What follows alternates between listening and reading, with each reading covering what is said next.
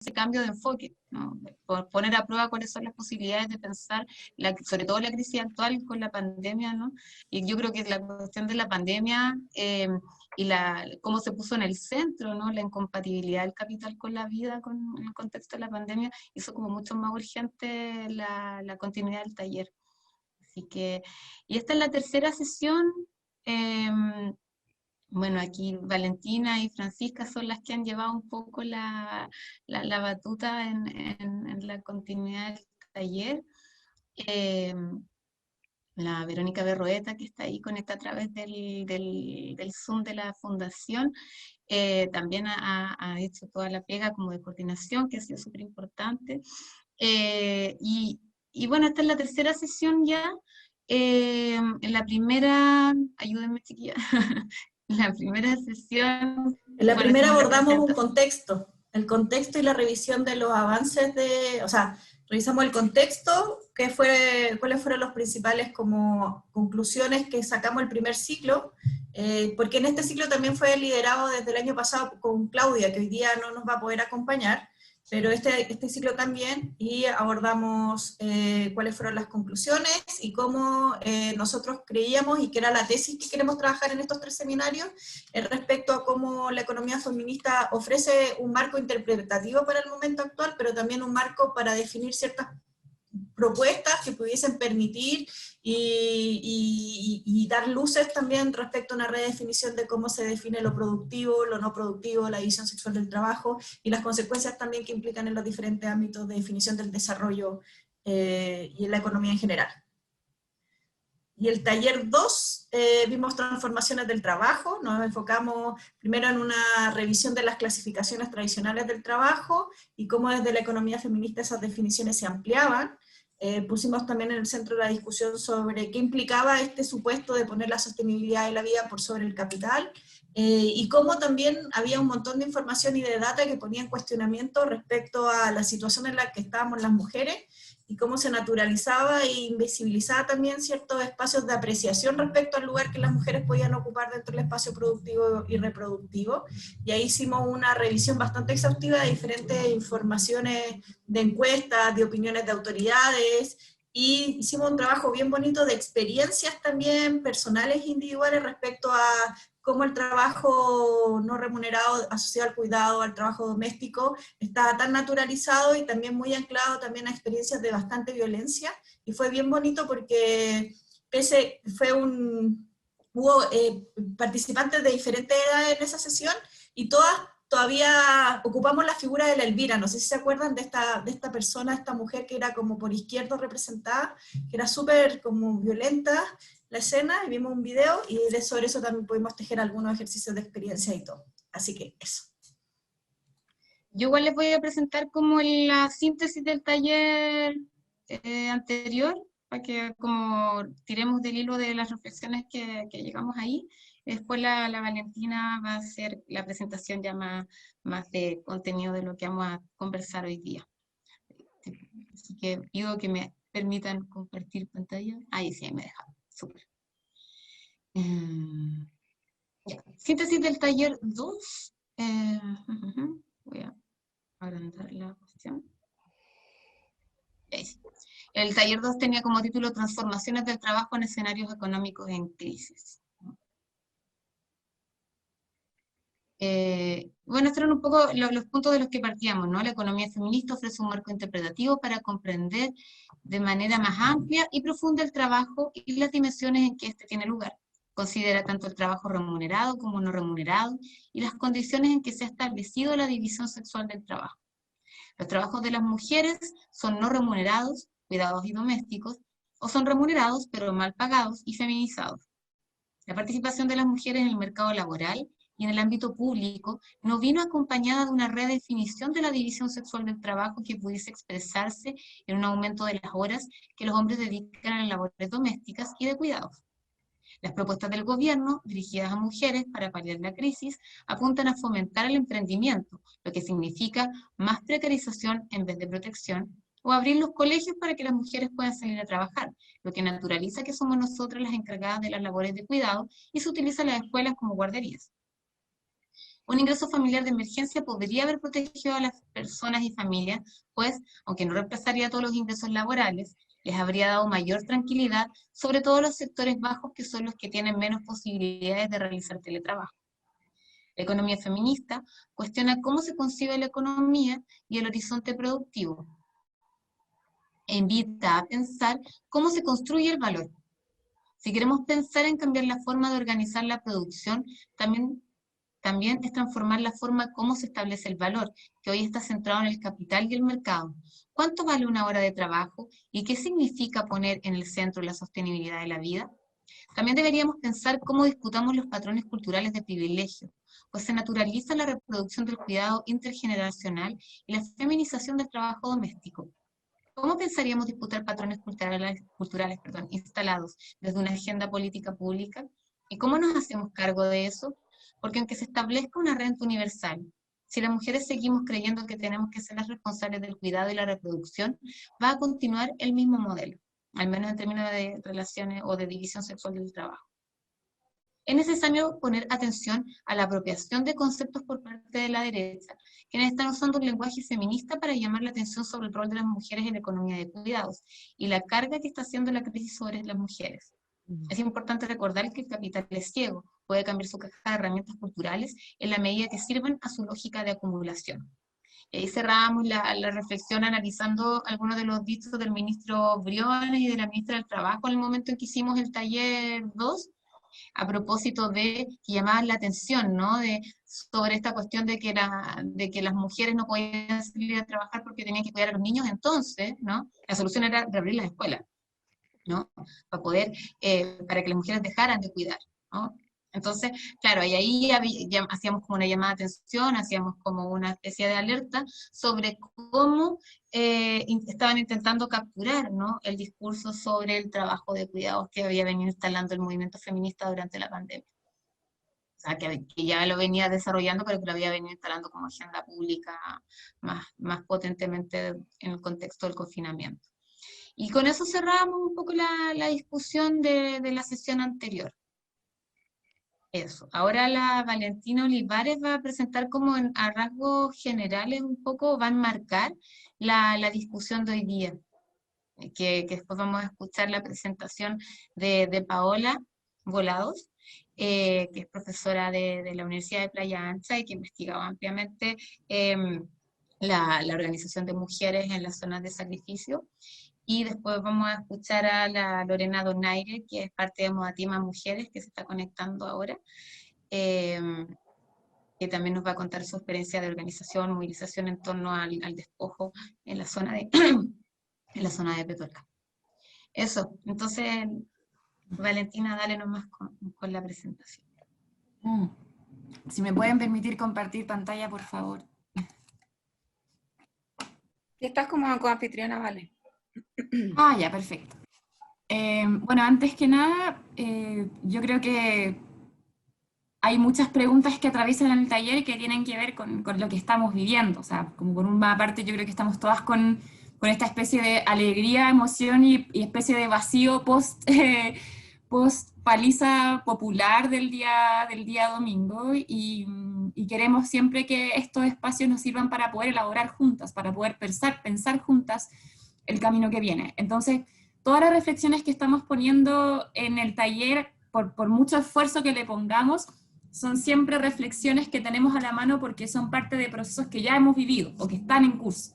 Pero la invitación, como pregunta guía, entre otras, tiene que ver con cómo enfrentamos estos mismos procesos que estamos describiendo a lo largo del taller, lo que tiene que ver con la tensión entre la economía tradicional y la economía feminista, cuando hablamos de transformaciones en el trabajo, y hoy en particular, cuando hablamos de despojo o de desposesión, también creo que, y ser honestas en que estamos viviendo como en tiempo real, nuevas agresiones económicas y nuevos ajustes, nuevas formas de desposesión que de alguna manera tenemos que enfrentar. Y en esa perspectiva, el proceso constituyente, que no es solamente lo que ocurre dentro del órgano constitucional, sino que el proceso que estamos viviendo como sociedad, es una alternativa, o sea, es un camino, y también es un conflicto vivo en el cual tenemos que ir generando respuestas no solamente para solucionar los problemas que estas prácticas económicas han generado en las últimas décadas, sino para también enfrentar como esta nueva ofensiva económica que está ocurriendo en tiempo real, ¿no?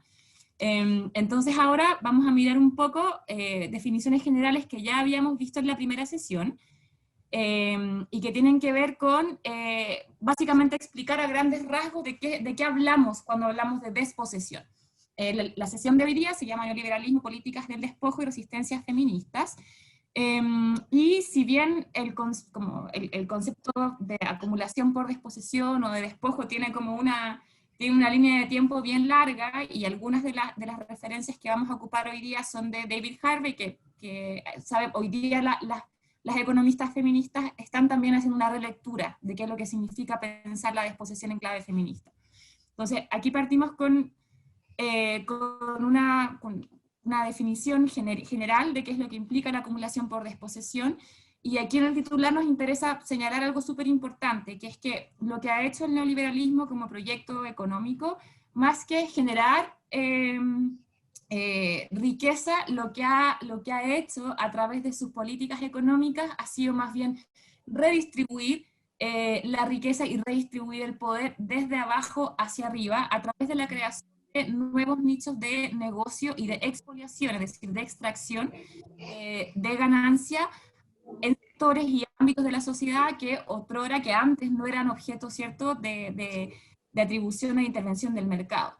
Entonces, cuando hablamos de acumulación por desposesión, hablamos en general de la mercantilización de la vida y de los bienes naturales comunes, que ha tenido diferentes consecuencias para la población. En el caso, por ejemplo, de la población urbana, uno de los ejemplos que es más interesante dentro del gran ámbito de derechos sociales que han sido mercantilizados, es lo que ocurre con el tema de la vivienda, ¿no? Que es un tema que afecta particularmente a las mujeres y a las jefaturas de hogar femenina, porque en el fondo se enfrenta el problema de la vivienda, la falta de vivienda, con la mercantilización de los suelos, se liberaliza el mercado de suelos, ¿no? Y se enfrenta el problema habitacional como un asunto de mercado frente al cual las familias, los hogares tienen que hacer un esfuerzo que es premiado por los privados con el acceso a crédito o por el Estado a través del subsidio, digamos, con el ahorro de cada hogar. Y eso, si bien soluciona parcialmente ciertos problemas porque entrega acceso a la vivienda, en el caso de la población urbana genera nuevas formas de marginalidad y de precariedad que vamos a ir abordando. Y en el caso de los territorios alejados de las grandes urbes, la acumulación por desposesión funciona principalmente mercantilizando a través de prácticas extractivistas los bienes naturales comunes. Y eso tiene una transformación distinta, ¿no? Porque no es en la clave urbana, sino que lo que genera básicamente es la transformación violenta de las formas de vida de las comunidades, que pasan de ciertas formas de ordenar la economía en sus territorios, que en el caso de los territorios donde habitan y coexisten pueblos originarios, en el fondo es la transformación de esa forma de vida y de esa economía comunitaria a una economía extractivista, y en el caso de zonas de sacrificio, que tenían entiendo que las zonas de sacrificio, cuando hablamos de Quintero Puchuncaví, que tenían otra matriz productiva, otra matriz económica, esas formas de desarrollo económico son transformadas violentamente y suplantadas por prácticas extractivistas. Y por lo tanto, y también el endeudamiento y la flexibilización del trabajo se hacen parte, ¿no?, de lo que entendemos por acumulación por desposesión. Algunos de los pilares, así muy en resumido, que dan cuenta de lo que es la acumulación por desposesión, son la privatización y mercantilización, que es básicamente lo que hablábamos de lo que ocurre en el ámbito de la salud, cuando el Estado se desprende de atribuciones e instituciones que antes garantizaban lo común para la sociedad, salud, educación, vivienda, etc. La financiarización, y si bien esto lo vamos a abordar en otro taller, es muy importante que entendamos como esta forma de generación o de redistribución de la riqueza, porque uno de los ejemplos más sintomáticos que tenemos en Chile es lo que ocurre con el sistema de pensiones, ¿no? Donde básicamente el despojo es de lo que producimos las y los trabajadores, y con ese circulante nosotros hacemos funcionar, digamos, el sistema financiero, y un sistema financiero que está lleno de trampas y que está lleno de prácticas económicas que en las noticias aparecen como casos no sé, de corrupción, pero que son parte de la normalidad de esa financiarización. Cuando pensamos en el caso Cascada, cuando pensamos en las empresas, no me acuerdo específicamente el nombre, pero estas empresas fantasmas que crean para especular y para generar riqueza y para jugar en el mercado financiero, hablamos también de desposesión. Gestión y manipulación de las crisis, esto es algo que ha sido permanente, que en América Latina y en Chile en particular, nos tocó con todos los planes de ajuste económico que nosotros vivimos en dictadura, pero que hoy día está volviendo a ocurrir, ¿no?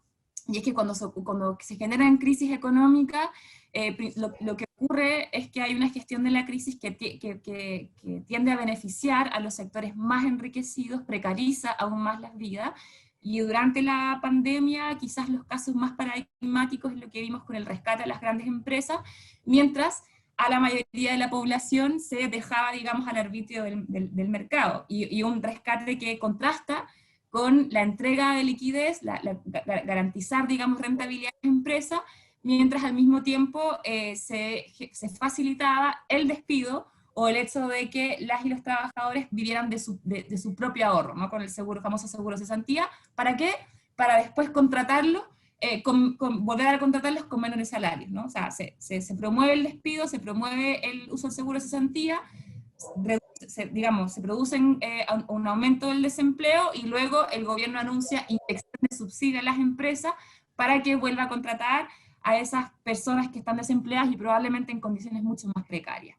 Y la cuarta tiene que ver con las redistribuciones estatales, y que es básicamente el rol que cumple el Estado en estas privatizaciones y recortes, y que en Chile en particular, eso, además de los recortes en grandes áreas de seguridad social, ha significado una transformación del rol del Estado que reproduce ciertos roles de género, ¿no? En particular, cuando hablamos de los programas de asistencia a la población, comillas, vulnerable, lo que estamos enfrentando es más bien un Estado que reproduce cierta forma de ordenamiento del hogar, de lo doméstico, y que refuerza roles de género tradicional para aquellas y aquellos a los que el mercado no alcanza, ¿no? Y se construyen imaginarios, discursos y prácticas en torno a esa población que tenemos que enfrentar en la lucha política feminista. Y aquí introducir, en términos muy generales, la lectura feminista de la acumulación por desposesión, ¿no? Que es que cuando todas las áreas que mencionamos hace un rato, básicamente son áreas que tienen que ver con la reproducción social, ¿no? Entonces, en los momentos de crisis, el capital, el proyecto neoliberal, subsiste y se relanza progresivamente a través de la desposesión del ámbito de la reproducción social, ¿ya? Y eso implica una sobrecarga en las espaldas de las familias y los hogares, principalmente en tiempo sobre las mujeres, cosa de la que hemos hablado largamente en las sesiones anteriores. Y en términos generales hablamos de que los efectos de esta desposesión, del despojo de bienes naturales comunes, de derecho y de lo que ocurre con nuestro salario, y también del endeudamiento, genera una inclusión de la población, pero subordinada y precarizada. Decimos inclusión precarizada en general, pero en el caso de las mujeres además es una inclusión subordinada, ¿ya? ¿Por qué? Porque se reproducen los roles de género tradicionales, y porque los efectos tienden a ser mucho más violentos sobre nosotras, ¿no? Se redoblan dispositivos de dependencia, se redobla el rol que tiene la deuda para poder sobrevivir, y múltiples formas de violencia que ocurren en los territorios y en los hogares a propósito de los desafíos que enfrentamos con la desposesión. Todas estas políticas económicas y formas de abuso y de expoliación por sobre la mayoría de la población han generado diferentes momentos de resistencia que sabemos que son dispares, ¿no? Que nosotras podemos celebrar y sentir como parte de un mismo tronco, para quienes nos organizamos y movilizamos, pero está aparejada de prácticas políticas y subjetivas distintas, sobre todo cuando pensamos la problemática feminista, ¿no? Queremos dejar señalada, como solamente para instalarlas como pregunta para la reflexión posterior, tres momentos de esta lucha política frente al despojo. La primera, y es que ha sido la constante y quizás la más antigua en este tiempo como en el Chile contemporáneo, que han sido las diferentes formas de organización y resistencia frente al despojo de derechos sociales y de bienes naturales comunes, lo que partió de los 2000 en adelante, ¿no? el movimiento estudiantil, el movimiento de pobladoras y hogares habitacionales y la lucha socioambiental, que son luchas altamente feminizadas, ¿no? Porque cuando hablamos de vivienda, cuando hablamos de educación y cuando hablamos de la lucha socioambiental, hablamos de espacios donde las mujeres tienen un rol protagónico por la división sexual del trabajo y por los roles que tradicionalmente se nos asigna en la sociedad, tanto en nuestras comunidades como en los hogares, pero que no se reconocen públicamente como luchas feministas, ¿cierto? Y nos plantea una pregunta de cómo dialogar como una lucha principalmente feminista que aparece de la potencia política de las mujeres, y nos abre la pregunta de cómo dialogan esas formas de organización y movilización con las recientes oleadas feministas, particularmente en nuestro país, que han puesto en escena de manera transversal la opresión de las mujeres, pero como se trata de un campo abierto, no siempre, digamos, son las violencias económicas las que tienen la mayor preponderancia, ¿no? Y nos cuesta muchas veces vincular el problema de la violencia machista, la violencia patriarcal que ocurre en el hogar y en el espacio público, con estas otras formas de violencia. Y finalmente la revuelta social de octubre del 2019 y el proceso constituyente.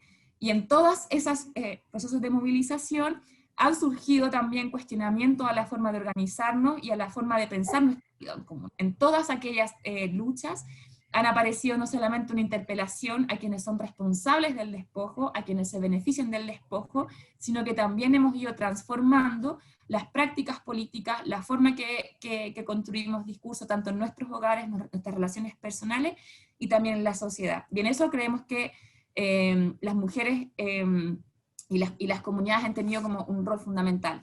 Entonces, la pregunta que nos interesa dejar abierta para después es cómo desde esta experiencia, y con lo que va a profundizar Lorena y Paola, podemos pensar los desafíos del presente, ¿no? Cuáles son las particularidades del despojo que hoy día nos interesa sobre todo abordar en lo que tiene que ver con los bienes naturales comunes, porque sintetiza todo esto que hemos hablado anteriormente, ¿no? Una multiplicidad de violencia, una forma muy agresiva de despojo, lo que ocurre en las zonas de resistencia cruza todo lo que hemos conversado hasta ahora. Digamos, el despojo de bienes naturales comunes, la violencia que experimentan las poblaciones cuando la salud de la población se ve afectada, el rol que tienen las mujeres en la defensa de la vida en esas comunidades, y por eso escogimos justamente esta forma de despojo, porque es una de las más críticas en nuestro país, y como se vio en la votación del domingo, es tan crítica que esas zonas son las que tienen el porcentaje de votación más alto por el apruebo, porque es invivible esta forma de despojo y esta forma de violencia sobre las poblaciones. Hasta acá lo dejamos esta introducción, y ahora le damos el paso, no sé, Nico, tú me dirás quién viene primero, si Lorena o Paola. Entiendo que Lorena. De acuerdo al programa estaba primero Paola. Ah, Paola, ya, ok. Pero me da lo mismo, Lore. Como ustedes quieran. Yo le había avisado por interno a la Lorena que tú exponías primero y me decía que estaba bien, pero pueden arreglarse entre ustedes como quieran. Sí, yo no tengo. Feliz. Lore, ¿cómo estás ahí? Sí. Bien, bien. Qué bueno encontrarnos acá. Sí. Vengo muy cansada. Sí, Andaba haciendo mil cosas. Cosas que se hacen en el territorio, pero aquí está más profundo que otros años. Así que estamos con Capaz que Lore podría ir desembuchar así. Así vengo como con ganas de desembuchar. Claro, nos terapiamos entre nosotras y después yo voy a ir largando con otro contexto. Sí. Bueno, la Pao sabe perfectamente lo que nosotros vivimos acá en este territorio, contarles que la provincia de Petorca es conocida y reconocida a nivel nacional e internacional como, lamentablemente, como el lugar, digamos, donde se ha violado el derecho humano al agua y que en sí ha sido transversal hacia todos los derechos. O sea, se han violado y se han vulnerado todos los derechos, especialmente los derechos de las mujeres, de las niñas, de los niños, de nuestra provincia de Petorca, de los agricultores también. Contarles que Modatima fue una organización que nace también en un territorio muy patriarcal. Nace con 300 campesinos, campesinas, y en su gran mayoría eran campesinos, quienes en realidad lo que más reclamaban era que ya se estaba agotando el recurso vital para poder subsistir con esta economía, o sea, perdón, con esta agricultura familiar campesina, ¿no?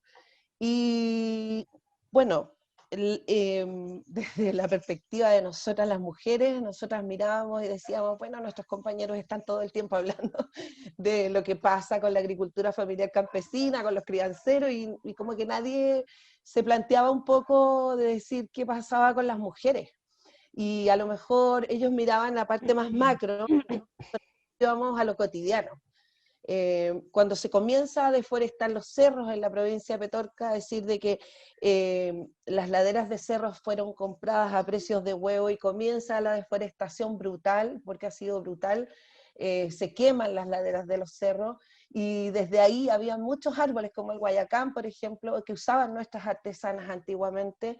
Y también, bueno, comenzamos a ver que las mujeres iban perdiendo este identitario cultural, pero también lo que hacía parte de su economía de vida, donde ellas podían subsistir, ¿no? Como por ejemplo en el río antes estaba el berro, estaban los cardos que las mujeres podían recolectar y vender entre sus comunidades.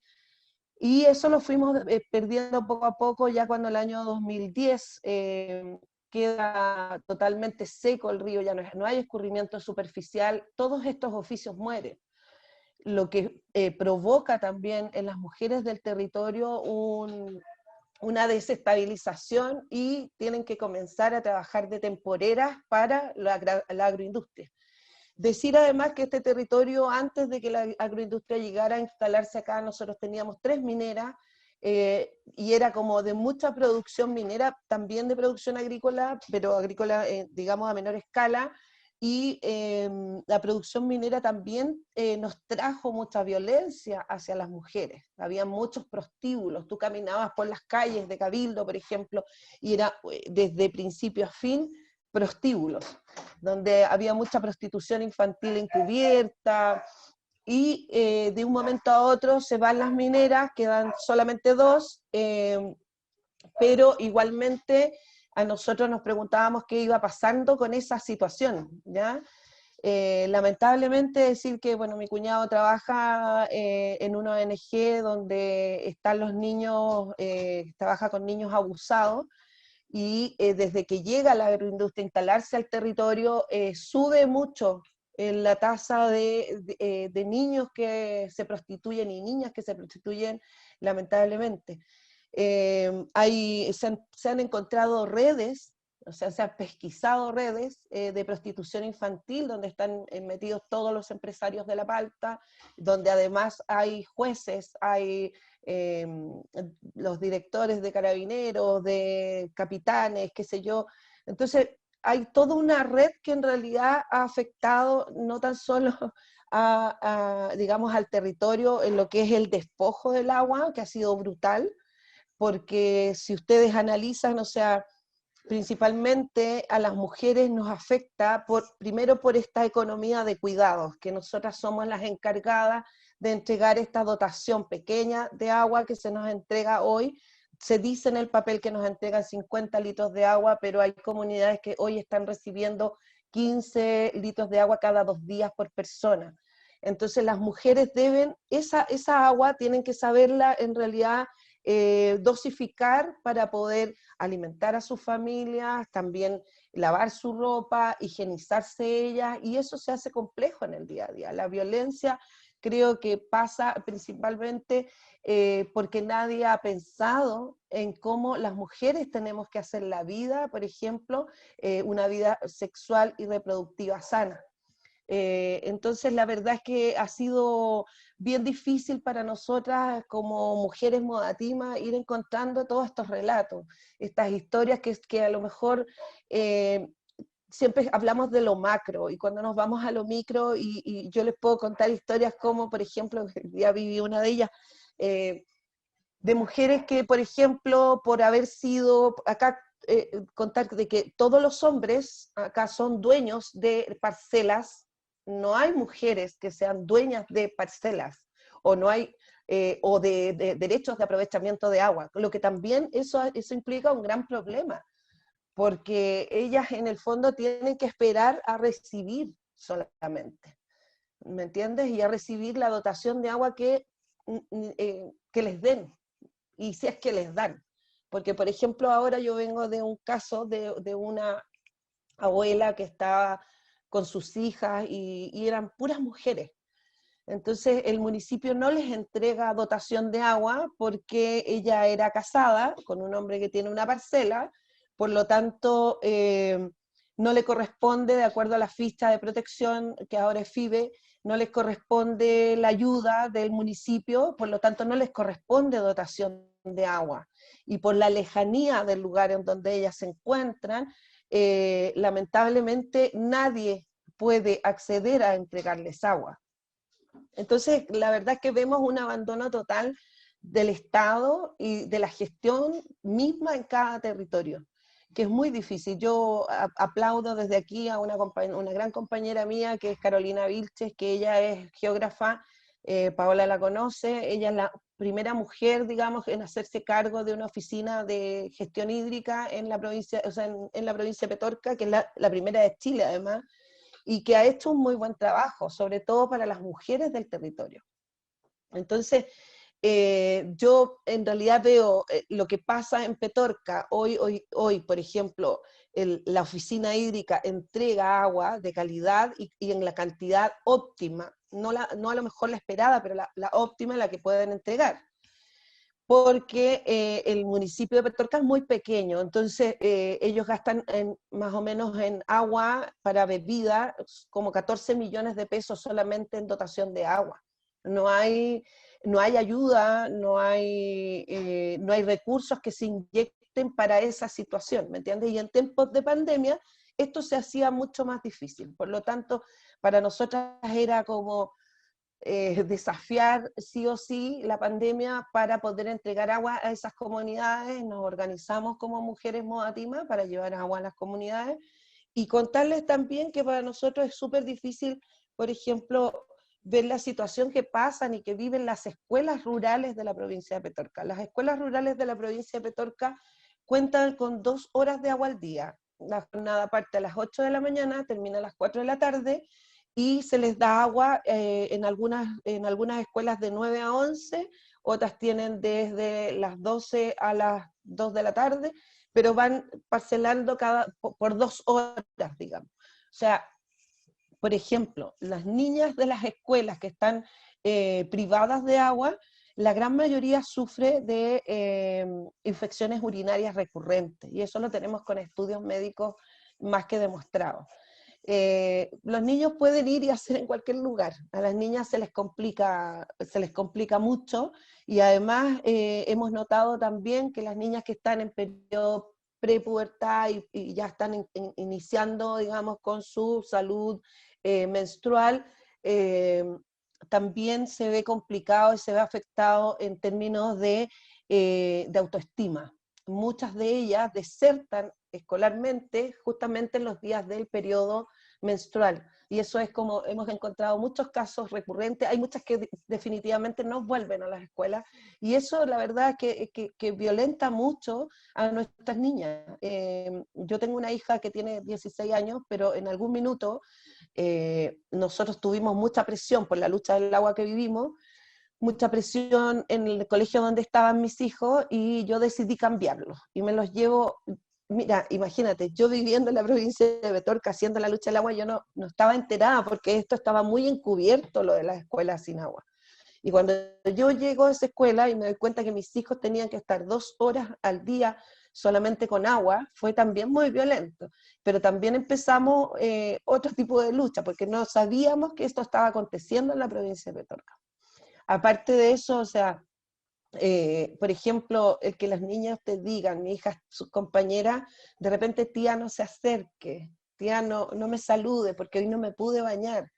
O sea, nosotras como mujeres a esa edad, y sobre todo hoy con la tecnología y todo, las chicas tienen sus pretensiones, tienen, no sé, sus ganas de estar limpias, aseadas, y no es posible. Entonces, la verdad es que esta situación creo que nosotros tenemos como desafío, como mujeres Modatima, dotar de ese contenido que en ningún libro está, por ejemplo, cómo se violenta a las mujeres en Chile a través del despojo del agua. Que la violencia es mucha, o sea, por ejemplo, les voy a dar cosas cotidianas.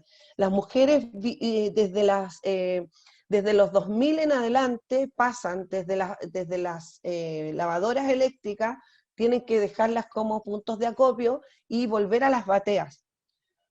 Entonces también hemos visto que se han ido enfermando, hay muchas con artrosis, hay muchas enfermedades que hemos pesquisado por estas mismas, que se daban antiguamente y que hoy vuelven al territorio. Y decir de que también 8 de cada 10 mujeres en este territorio acarrean agua, y las mujeres ya a los 45 años en adelante están presentando prolapso. Yo no sé si ustedes saben lo que es eso, pero es una enfermedad que se desprende la vejiga por la cantidad de peso que ellas tienen que recorrer con esta agua.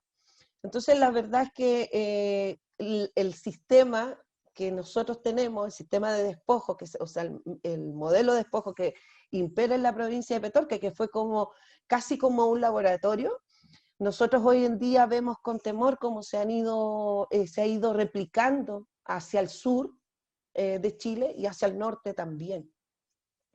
Y que nos preocupa bastante, porque imagínate que en tiempos de pandemia, 138 comunas de Chile en abril, fueron decretadas como zonas de catástrofe hídrica.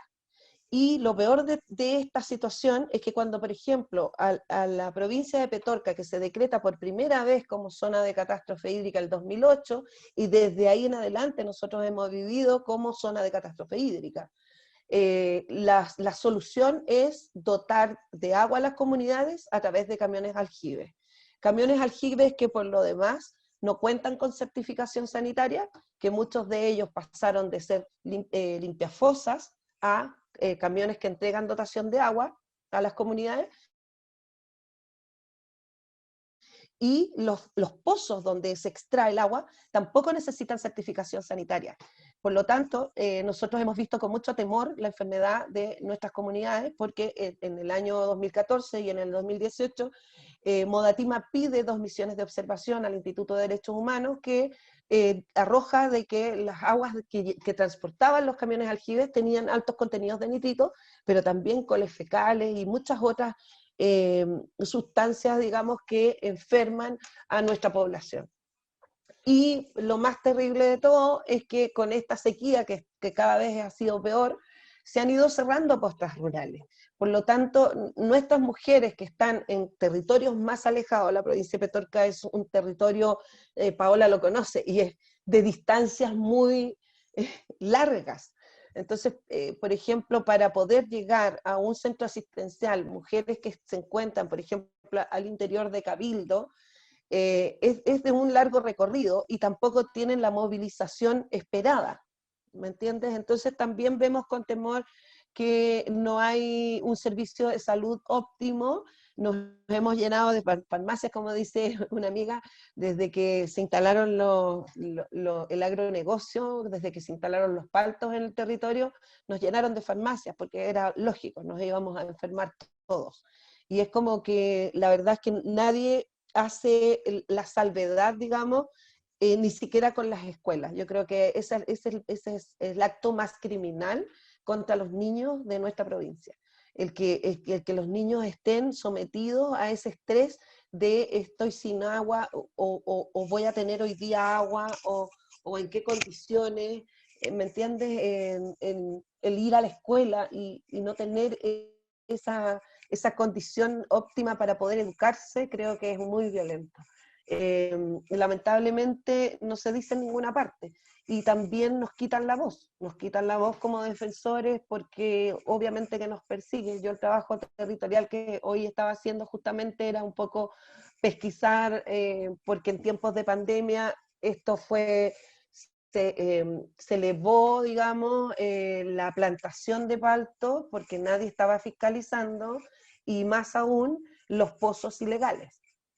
Entonces hoy, por ejemplo, quedaron 3 APRs que antes tenían mucha agua quedaron tres APR sin agua, así, con sus pozos totalmente secos, pero también el municipio no está preparado para entregar dotación de agua a esas comunidades. Entonces, la verdad es que, por ejemplo, hace un tiempo atrás se pidió que se entregaran 100 litros de agua a las comunidades. Todos celebraban, incluso había compañeros de mi organización que celebraban, hasta que en realidad nosotras, desde Mujeres Modatima, nos sentamos a reflexionar respecto al tema y para nosotros no había nada que celebrar. Nosotros queremos fraccionar el modelo.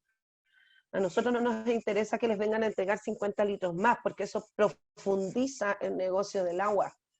Y también decir que, por ejemplo, un litro, o sea, un metro cúbico de agua, en la provincia de Petorca sale 10.000 pesos. Pero aparte de eso, te cobran la distancia que recorre el camión desde el pozo hasta el lugar donde tiene que ir a dejarlo. Entonces hay mujeres y hay personas que acá en el territorio están pagando entre 140.000 pesos por tener agua, cuando un metro cúbico de agua solamente puede dotar de agua por una semana a una sola persona. Entonces la verdad es que es muy, muy, muy violento, y la persecución también ha sido muy violenta, sobre todo para las mujeres que resisten. Es decir, que el 30% de las mujeres en la provincia de Petorca quedó sola, liderando sus familias y haciéndose cargo también de la economía de sus familias. Que eso es súper, trabajaban como temporeras. Después, cuando comenzó la migración, trajeron así, pero masivamente, haitianos, colombianos, y los trajeron a trabajar a los predios y desplazaron a las mujeres. Hoy las mujeres están como reinventándose, pero también siento de que dentro de ese reinventarse de las mujeres de mi territorio han salido experiencias muy bonitas de sororidad entre ellas, y que se han organizado como artesanas, por ejemplo, en el sector de Chalaco, en el sector de Chincolco, existe una piedra que se llama pedernalita. Antes de esa piedra nadie hacía nada, nadie, o sea, nadie pescaba la piedra que quedaba ahí, y ellas decidieron darle forma a esas piedras. Y hoy están produciendo y están haciendo arte con esas piedras y la están exportando, y eso me parece maravilloso, que ellas en definitiva, con todo, digamos, lo difícil que ha sido todo el proceso de la provincia de Petorca, no han bajado los brazos. Tenemos muchos hombres, sí, que se han suicidado por el tema de que, claro, quedan sin, ven morir sus animales, ven morir su tierra, y quedan en ¿qué hago ahora? Pero veo que las mujeres tienen un rol distinto, o sea, ellas como que se empoderan de tal forma que dicen, no, de aquí no me mueve nadie, pero también desde aquí yo hago algo y me organizo. Y eso es lo importante que ha ido pasando en el territorio, que lo encuentro fenomenal, y que en realidad es digno de replicar en otros territorios también. Y que nosotras también hemos ido tratando de llevar estas experiencias a otros sectores. Nosotros trabajamos también con los campamentos de la región de Valparaíso, y también hemos ido replicando un poco los saberes de nuestras compañeras del territorio, de vivir sin servicios básicos a lograr ellas en realidad poder sostener sus vidas y ser sororas al momento. Apareció algo súper bonito, yo no sé si la Pau parece que lo sabe, pero por ejemplo acá en Alicahue, que es un sector muy alejado, en Alicahue las mujeres llegaron y dijeron, ya no somos temporeras. Entonces la opción que les quedaba era llegar hasta Cachagua, Papudo, Zapallar, que son balnearios de alta plusvalía, y que les pagan muy bien también digamos, por hacerse cargo del aseo o el cuidado de las casas, y entre ellas iban cuidando a sus hijos. Y casi iban haciendo un after hour, o sea, un after school, sin darse cuenta, ¿me entiendes? Ellas se iban ya, a ti te toca tal día, tal hora, ya, nosotros cuidamos, y se fueron así como organizando de tal forma que finalmente casi formaron una escuelita sin darse cuenta, donde ellas iban y se iban turnando para las reuniones escolares. Entonces la verdad es que son experiencias que uno debe rescatar. porque creo que en realidad somos las mujeres las que estamos liderando estos espacios. La Pau sabe que nosotras no éramos muy feministas, o si bien lo éramos, no lo sabíamos, pero sí estábamos siempre enfocadas y todavía enfocadas en levantar nuestro propio feminismo desde las experiencias de los territorios. Tenemos mujeres campesinas en nuestra organización y la verdad es que no se sienten muy identificadas con los feminismos más hegemónicos. Por lo tanto, procuramos de que entre nosotras ir levantando nuestras propias ideas, nuestros propios saberes, que los vamos compartiendo también, que eso ha sido súper interesante y súper bonito. Así que ojalá que cuando termine la pandemia podamos recorrer nuestro territorio y puedan ver y conectarse con aquellas experiencias que hoy les cuento. Eso.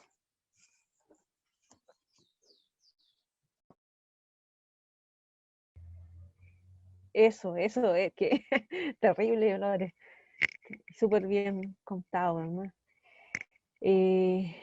Bueno, ¿sigo yo o quieren interrumpir en algo? No sé, ¿sí? Dale nomás, Paola, quedamos para Ya. adentro con todo lo que contaste, Lorena. Sí, pues yo también, así que denme un minuto para atragantar. O sea, uno ha caminado también partes de algunos procesos con la Lore antes de que se formaran, ¿no? Tanto en Puchuncaví Quintero pasó lo mismo, ¿no? Por eso también yo siento también que he sido como testigo de una explosión de la feminización de los territorios, sobre todo en la quinta región. Hace 3, 4 años, las discusiones que teníamos era, no, si nosotros no somos feministas, ¿no? En Puchuncaví Quintero también, mis maridos son re buenos, las conversaciones, ¿no? A mí me tratan súper bien, ¿no? Y de repente es como que empezó a emerger, digamos, desde los territorios, ¿no? Esto también es algo que se ha ido trabajando en América Latina, los feminismos territoriales, ¿no? Esta idea de feminismos territoriales, que empiezan como yo diría, a mostrar también quizás un vacío que tenía en la discusión del feminismo en general, ¿no? Y yo creo que lo que dice Lorena y también lo que les pasaba a las mujeres era que las mismas propuestas que al menos conocían y conocíamos también del feminismo nos resultaban blancas, occidentales, urbanas, reproductoras también de un heterocapitalismo, ¿no? De un normativismo que funciona súper bien, ¿no? En nuestra sociedad capitalista.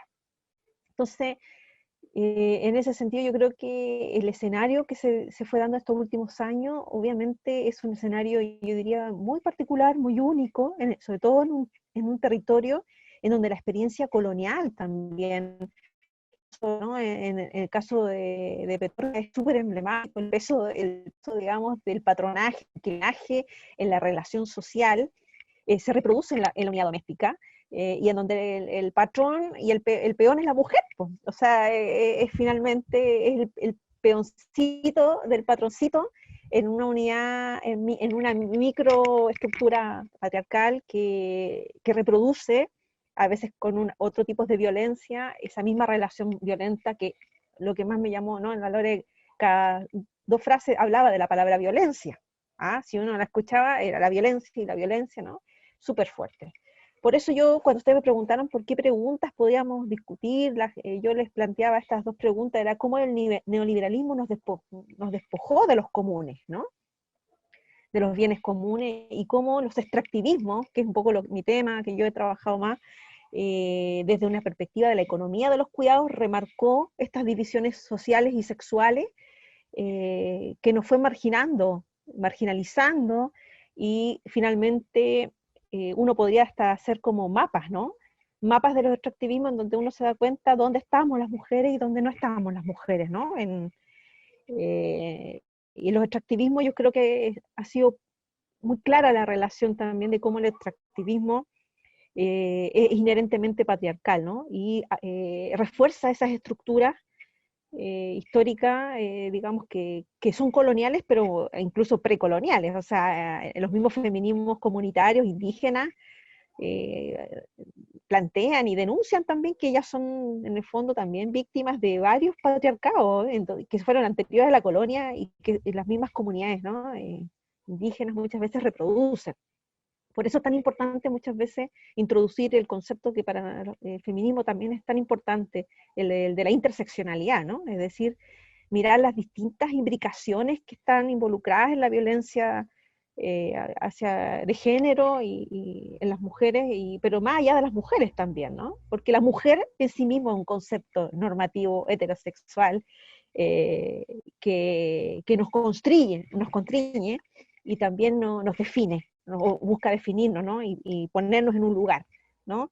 ¿Y dónde nos pone? Nos pone en el lugar que nos ha puesto como desde temprano del capitalismo, previo al capitalismo, y en eso Silvia Federici es súper interesante cómo ella muestra, ¿no? Históricamente que el capitalismo no hubiera sido posible sin todo el trabajo no remunerado de las mujeres previos, ¿no?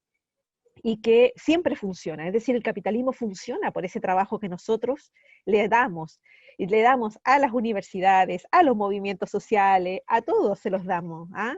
Esa economía del cuidado que funciona no solamente con, quizás con esos aspectos más formales del trabajo, que nosotros podemos cuantificar, ¿no? Es decir, no sé, el tiempo que yo sigo trabajando en mi casa, el hacerme cargo el tema del colegio, ¿no? De los cuidados, que el colegio, por más que llama, cuando llama, ¿a quién llama primero? A la madre, ¿no? Y después, etcétera, ¿no?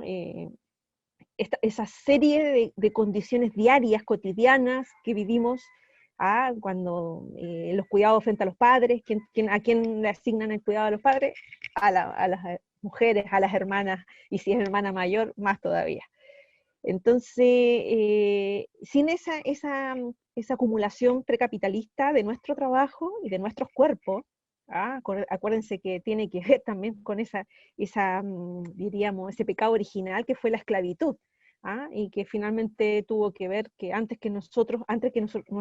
la mujer pasara a ser como una definición, fue esencialmente la importancia de las esclavas, porque en el fondo las esclavas no solamente era el trabajo, ¿no?, de las esclavas, sino los vientres, ¿no?, los cuerpos, ¿no?, apropiados de las esclavas, que fueron fundamental para el mercantilismo y después para el capitalismo naciente, ¿no?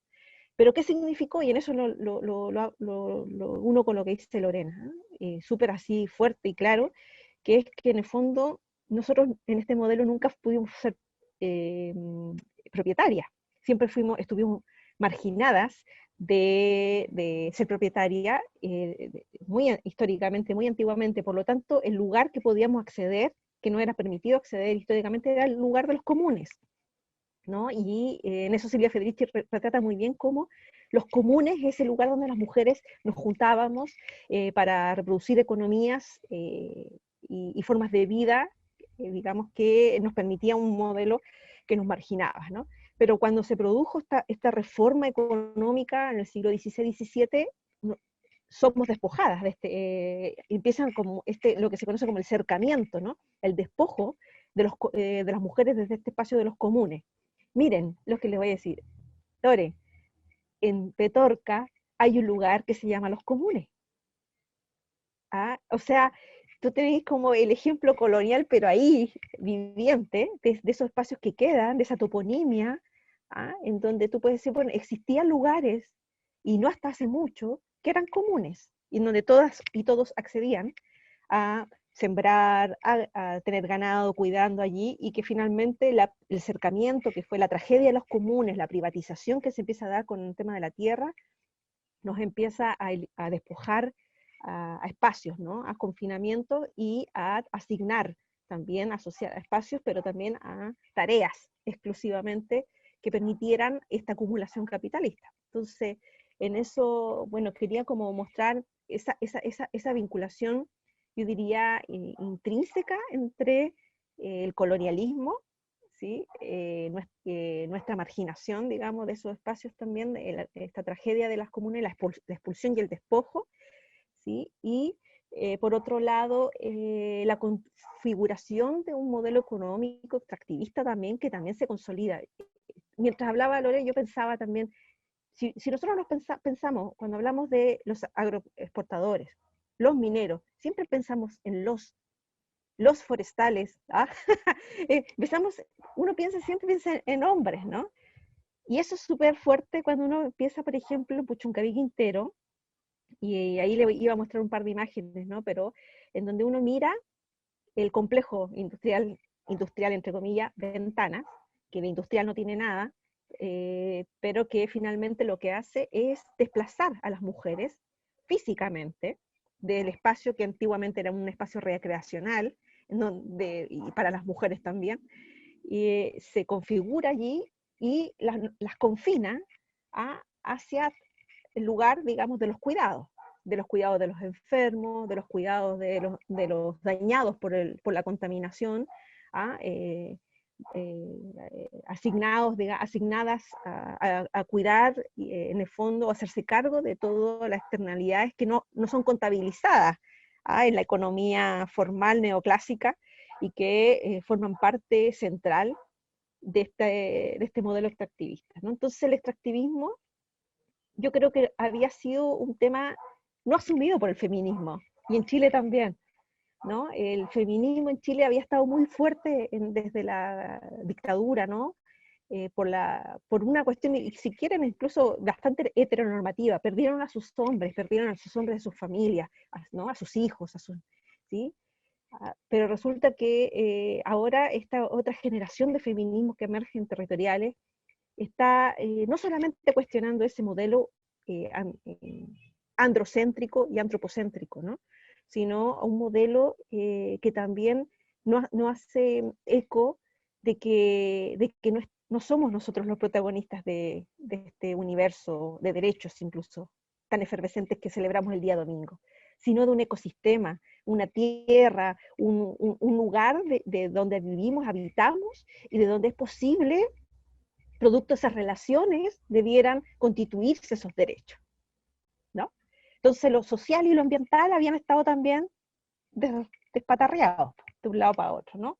Entonces yo por eso creo que bueno, agradezco tanto esta invitación a mostrar también este nuevo escenario en el cual las mujeres han irrumpido, o sea, para que Lorena y las mujeres de Puchuncaví Quintero se organicen y rompan ese cerco que también hay incluso dentro de las propias sociedades, en los propios movimientos, que es el cerco de lo público y lo privado, ¿no? O sea, las mujeres sí ya preparen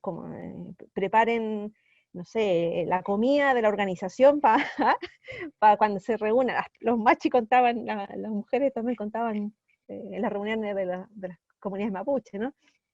Nos llaman para puro que les cocinamos, para la reunión. No, pues, o sea, estamos hablando de una generación que está rompiendo ese cerco con todo lo que ello significa, de romperlo en condiciones históricas, en lugares donde el peso de la historia colonial, como les decía, en donde la estructura de género es una división sexual que obviamente trae aparejado, ¿no? Y la Lore sabrá, un montón de soledades, un montón de, más allá de las colectividades y las sonoridades, también tiene esta carga, ¿no? Esta carga de sufrimiento ambiental, ¿no? Entonces, la economía del cuidado, que finalmente es un concepto clave dentro de la economía feminista, yo creo que se está viendo como abierta, rota quizás desde dentro, para ver surgir una dimensión que no había estado tan atendida, que tiene que ver, que ya el cuidado no tiene que ver con aquellas tareas asignadas, sino aquellas que no son asignadas, pero que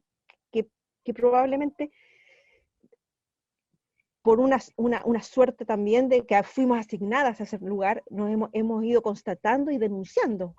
Por ejemplo, lo que significa dañar el ecosistema, lo que significa la destrucción ecológica, la destrucción, la usurpación del agua, las consecuencias, ¿no? O sea, un análisis de cualquiera de quienes conocemos, digamos, que en torno al agua, puede decir de muchas maneras, ¿no? Pero cuando Lorena habla, sobre lo que se sufre por la falta de agua, no es el mismo relato, ¿no? Es como el agua corporizada, ¿no? El agua fluida en todos los sentidos de la palabra, de la transpiración de una joven que quiere bañarse, que no tiene, y que le va a dar infección urinaria, ¿no? Y que finalmente también va a tener una multiplicidad de enfermedades que no son detectadas por ningún sistema de salud, porque tenemos derechos sociales que están subordinados a un modelo económico en donde genera estos enclaves, porque las agroexportadoras, las mineras, las forestales, esos son enclaves extractivistas que en el fondo generan ¿no? unos encadenamientos que son clientelares, paternalistas y económicamente también subordinados, ¿no? Entonces, yo diría que hoy día se está ampliando, y esto también se lo debemos a unas múltiples expresiones de feminismos que han sido también invisibilizados en la discusión. Entre ellos los feminismos decoloniales, yo creo que fundamentalmente han puesto el eje en este tema, los comunitarios indígenas, los latinoamericanos, que probablemente cuyas reflexiones no están en libros, porque escriben menos, y sino que están en activismos, en lugares de producción, digamos, de la vida y cuidado de la sostenibilidad, pero no solamente de la vida de la unidad doméstica, la unidad pequeña, sino la unidad cósmica, como dice Lorena Capnal, ¿no? Dice este cuerpo-territorio, ¿no? Y esta, en el fondo, unidad cósmica política, en el fondo en donde nuestro cuerpo también se interconecta con todos los cuerpos de los cuales somos interdependientes. Y pareciera que nosotros, en esa dimensión de la corporalidad, así como la sufrimos con la violencia, la escasez y la falta, también la valoramos y la dimensionamos por la abundancia también de la que es capaz de dar, incluso en esas condiciones de escasez o de pérdida, ¿no? Y en este sentido, creo que hay un concepto muy lindo también de los feminismos comunitarios que yo quería como traer o recordar para acá, ¿no? Para la discusión, que es el de, en el fondo, si hay algo que no se espera, el capitalismo, dice también Lorena Camnal, y las feministas comunitarias también de Bolivia, en el fondo es que nos acuerpemos en estas defensas, ¿no? De nuestras formas de vida, de la vida, la defensa de la vida y de todas las formas de vida, y que finalmente ese acuerparse termine siendo un acto tremendamente político, ¿no? Revolucionario, que muchas veces genera un impacto que 1000 protestas, ¿no? Y con esto traigo de recuerdo solamente el mandala que hicimos frente a Jenner, cuando nos fueron a acompañar las compañeras de Modativa de mujeres, y también fueron las del Alto Maipo. Nos instalamos al frente de Jenner, en el suelo contaminado, y nos quedamos parados 1 hora ahí, ¿no? 1 hora en donde la fila de camiones llegaba ya hasta Maitencillo y más allá, y ellos nerviosos, todos los hombres apareciéndonos, ¿no? Cercándonos ellos físicamente incluso, complicados, ¿no? Porque 1 hora de pérdida de entrada y salida de camiones en Jenner es una pérdida económica de miles y miles de millones, ¿no? Y que finalmente no hubo requerimiento de la policía, nada. No fue necesario nada más que nuestros cuerpos instalados ahí, como una suerte también yo diría como de, que no se lo esperaban además, y que generó peor, porque en el fondo querían ayudar, se bajaban, se alejaban, como dándonos un espacio, porque se interpelaban, ¿no? También simbólicamente, diciendo, bueno, por aquí no entras. El mandala finalmente lo que hacía también era cuidarse, protegerse, pero también decir, por aquí no entras, aquí no vas a entrar, no hay espacio para esa violencia que tú ejerces en este territorio, ¿no? Entonces yo creo que el concepto de acuerparse de los feminismos comunitarios, el aporte de los feminismos decoloniales y los territoriales también hoy día dialogan con la economía feminista, enriqueciendo mucho la discusión, ¿sí? aportándole como nuevas, y también abriendo el camino, esto abriendo el escenario, ¿no? De ser reproductoras a ser productoras, ¿no? Y, por ejemplo, tenemos una serie de ejemplos muy bonitos también, así como los que cuenta Lorena, de mujeres que están apostando por la agroecología, porque entienden que desde sembrar se hace la revolución, desde el comer se hace la transformación, y que eso es tan político y tan revolucionario como estar en las calles, como estar generando otro tipo de cuestionamiento a este modelo, ¿no?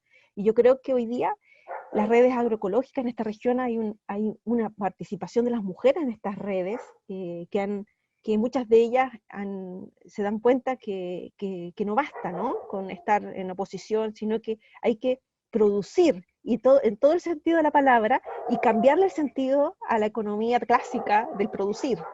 Es decir, ¿qué es lo que está en cuestión hoy día de este momento de crisis que tenemos, ¿no? Es decir, la producción, la productividad nuestra es la que se ha visto en cuestionamiento en esta crisis climática y sanitaria, finalmente, ¿no? Y entonces, decir, bueno, ¿qué entendemos por producir? Entonces, producir una semilla, producir vida, producir sanidad, curación, transformación, también es tan productivo como quizás obtener, no sé, ciertas cantidades de alimentos para todos, agua para todos y para la tierra, ¿sí? Porque si no hay agua para la tierra, no hay agua para nosotros, ¿no? Si no hay derechos humanos, no hay derechos de la naturaleza que estén vinculados, tampoco es posible, ¿no? Ningún tipo de escenario. Entonces, yo creo que está habiendo esta gran revolución, yo diría silenciosa también, ¿sí? Que tiene que ver con la salida del campo de la reproducción al campo de la producción que genera la economía feminista, ¿no? Y en eso, bueno, no me quiero porque si no yo me entusiasmo, pero finalmente no estamos, ya estamos disfuncionales, dirían los psicólogos, no sé, no estamos respondiendo a las asignaciones del género, estamos generando muchos dolores de cabeza a todo el mundo, estamos dislocándonos y desplazándonos permanentemente, no le venimos bien a nada ni a nadie, y eso también tiene un costo para nosotras y nuestros cuerpos, ¿no? Pero también tiene una riqueza que sabemos que es de largo aliento, es de largo plazo y que va y para las generaciones futuras, ¿no? Por eso estamos donde estamos, por eso estamos haciendo las luchas que estamos haciendo, ¿no? Entonces yo creo que en esta apropiación de los cuerpos, en esta violencia, hoy hay una conciencia distinta. Hace unos años atrás no había un cuestionamiento en los lugares de extractivismo tan potente, y yo creo que eso es una transformación muy, muy relevante en un país con un imaginario tan extractivista y tan antiguamente extractivista como el chileno, ¿no? Así que en ese sentido tengo más optimismo por estos feminismos territoriales que por lo que pasó el domingo, si quieren, perdón que sea, pero digamos porque creo que finalmente las luchas se juntan, pero también uno sabe que los ciclos de la tierra y la recomposición de la vida no es discursiva, ¿no? Es productiva materialmente, no solamente simbólicamente. Entonces yo creo que estar en todos esos espacios es una nueva forma de luchar contra la violencia que va a seguir creciendo, y yo diría que va a crecer más, porque nosotros ya no estamos dispuestas a muchas de las cosas que antes nos fueron asignadas, y por lo tanto la violencia lamentablemente, va a aumentar. Y por eso tenemos que tener más cuidado, protegernos más, ¿no? Hacer más mandalas, acuerparnos más. Así que por ahí me quedo. Oye, yo quería agregar algo. Es verdad lo que tú dices, Pao, y referente, por ejemplo, a lo difícil que fue para nosotras como movimientos socioambientales, llevar nuestros feminismos a estos movimientos mixtos fue un parto. Soy súper honesta en contarlo, como siempre, ¿no? Buena en imagen, pero, parto. Claro, fue un parto, porque, claro, o sea, cuando nosotros empezamos, la Pau dijo, Modatima Mujeres, nosotros dijimos, no, nosotras no vamos a ser Modatima mujeres, vamos a ser mujeres Modatima. Y todos los compañeros opuestos así, no, tienen que ser Modatima mujeres. No, nosotras somos mujeres Modatima. Y fue una larga pelea en algo tan pequeño como el nombre, pero que para nosotros era súper significativo. Y también fue muy difícil, por ejemplo, entrar a las mesas de discusión políticas del movimiento. Nosotras ahí no teníamos voz, nosotras hacíamos la pega, como decía la Pau. Estábamos organizando todas las cosas y de repente decir, no, pues nosotros también queremos sentarnos a discutir con ustedes el acontecer político, porque también en el fondo lo político es corporal también, es lo territorial que nosotras vivimos. Así que fue como una larga lucha hasta que mis compañeros el año 2018 dicen por fin somos una organización antipatriarcal y abrazamos la lucha de nuestras compañeras y hoy podemos decir que tenemos una vocera de Modatima Mujeres, o sea, de mujeres Modatima. Así que fue como eso, y yo creo que ha sido difícil para todos los movimientos mixtos socioambientales. Para las mujeres ha sido difícil poder relevar la lucha feminista en la interna. Porque, no sé, hace un tiempo atrás hablaba con una amiga europea que me decía, los movimientos ambientales, no sé acá, o sea, ya me decía, pero acá son muy patriarcales. Entonces, bueno, yo creo que también ese fue un desafío grande para mujeres Modatima. Así que ahí estamos, aguantando todavía. En Puchuncaví, Quintero, imagínate, bueno, mujeres, ¿no? Dentro de ponerte en el nombre de tu organización, mujeres, pero de zonas de sacrificio, o sea, la violencia al término dentro de tu propio nombre como organización, por eso ella la discusión la tuvieron con respecto al apellido de eso, que fue en resistencia, porque no aceptamos ser zonas de sacrificio, no estamos dispuestas a victimizarnos tampoco. Y eso yo creo que tiene que ver con las resistencias antipatriarcales, finalmente. Y ellas también empiezan a decir, ¿saben qué? Ya llevo 10, 15 años de organizaciones ambientales, y siempre los hombres hablando por todos nosotros y nosotras sosteniendo muchas veces las luchas. Y entonces empieza a aparecer esa ruptura, que no una ruptura así, digamos, sino una diciendo, miren, nosotros queremos un espacio propio, autónomo. Claro. Tenemos cosas comunes para compartir, pero tenemos cosas distintas. Claro, distintas, sí. Y es verdad eso, era como, al principio yo recuerdo las caras de muchos de mis compañeros de organización, así como, no, ustedes vienen a fraccionar el movimiento. Y nosotros decíamos, no, no es eso, nosotras queremos relevar la discusión desde nuestra perspectiva, ¿me entiendes? Y hoy se entiende, gracias a Dios, y ha sido también como muy rico poder ir con ellos en este proceso de despatriarcalización y que nos van escuchando más y que también nos piden opiniones hoy respecto a que también ellos andan así como, ya no es el mismo trato que teníamos antes. Ponte tú te encargas de esto, pero nosotras siempre estábamos en la cocina y organizando. Hoy no. Entonces nos damos el tiempo, por ejemplo, tenemos un encuentro que se hace una vez al año donde los hombres ahora están atendiendo a nuestras compañeras. ¿Cachai? Entonces es bonito también eso porque finalmente vamos haciendo un camino juntos y se han dado cuenta que la lucha desde los feminismos territoriales es una lucha compartida con ellos también. Así que en algunos momentos nos separamos, pero también es compartida. Así que eso.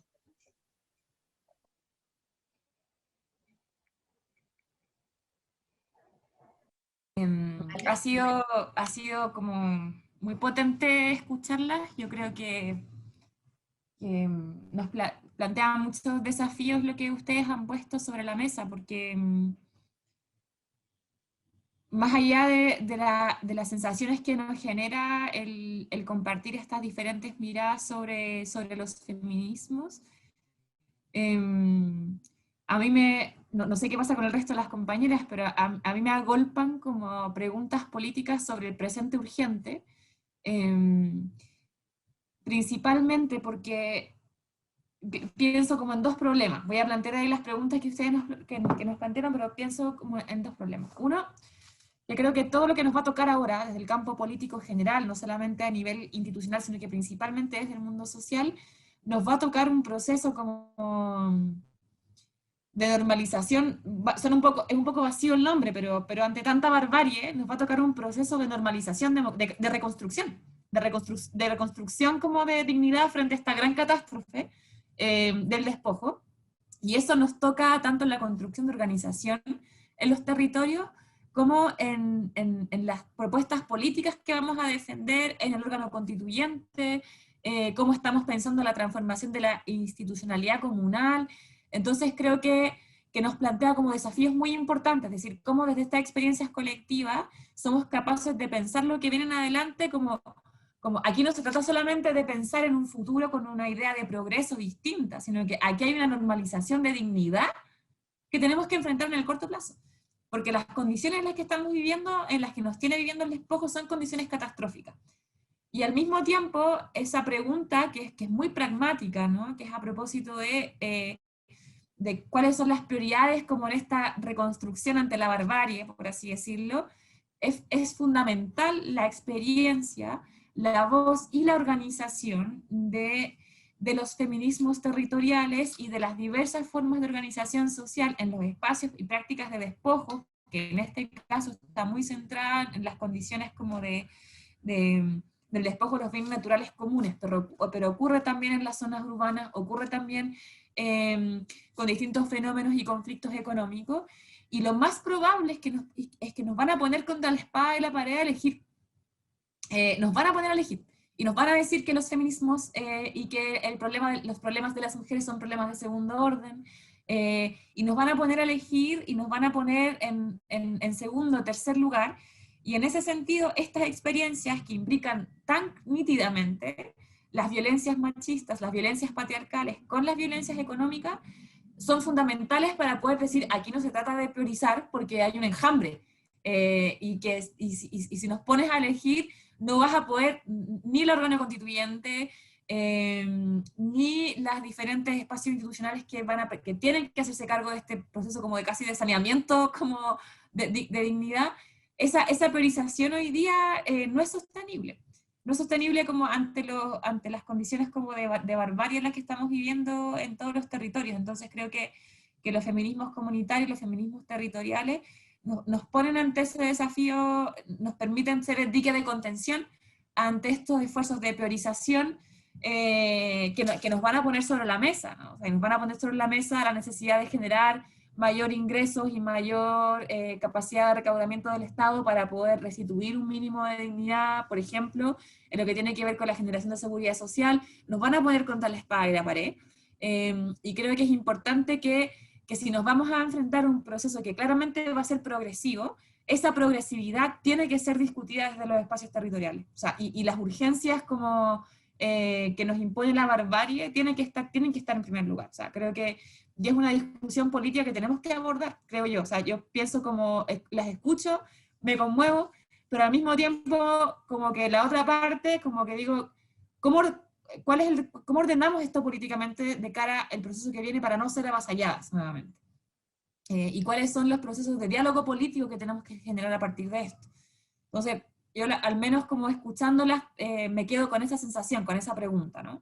¿Cuál es el proceso político que tenemos que llevar a cabo para poner las urgencias sobre la mesa, no ser avasalladas en lo que viene en adelante, y cómo nosotros podemos dibujar un camino político con autonomía, pero que tenga la fuerza suficiente para evitar que nos pongan, digamos, a la cola una lista de supermercados de demandas infinitas, ¿no? Y creo que eso es muy importante, sobre todo pensando de que lo que nos toca,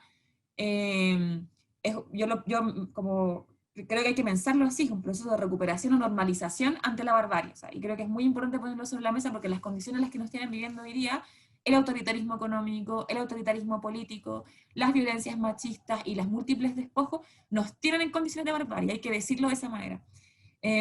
Voy a releer las preguntas que nos habían propuesto ustedes, que era como, ¿cómo es que el neoliberalismo despoja como a las mujeres de los comunes? A propósito de cómo tomamos la experiencia que ustedes nos comparten.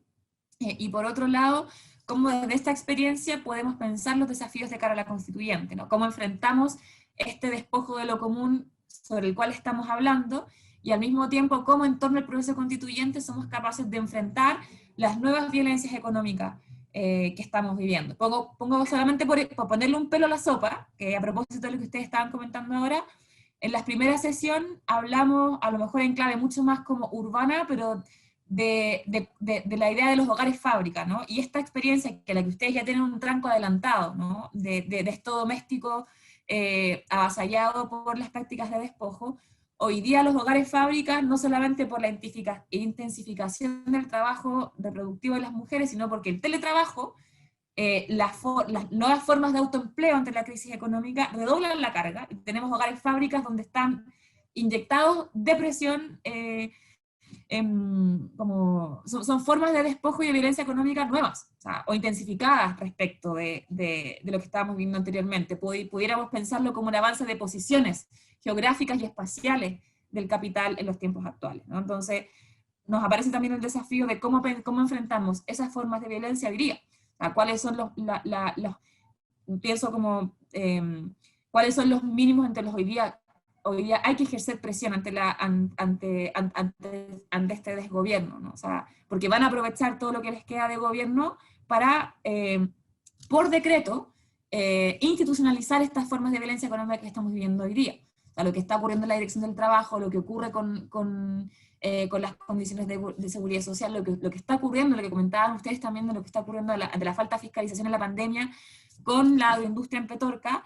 Hay un autoritarismo económico de facto que está ocurriendo y que este gobierno y la derecha va a dejar institucionalizado como de lugar, sin importar lo legítimo que sea, en los que les queda del gobierno. Entonces tenemos como una pinza donde por un lado tenemos que atender a estas formas de violencia y autoritarismo económico que se despliegan sobre nosotras y las comunidades, y al mismo tiempo pensar las transformaciones claves de mediano plazo que nos vamos a jugar en la constituyente y en los procesos políticos futuros. Me quedo hasta ahí, porque a mí me emocioné con las intervenciones de usted y como con muchas preguntas sobre la mesa. Tal vez las compañeras que han estado escuchando todo el tiempo que puedan plantear como preguntas, experiencias, qué es lo que les queda sobre en el cuerpo con lo que han mencionado Lorena y Paola.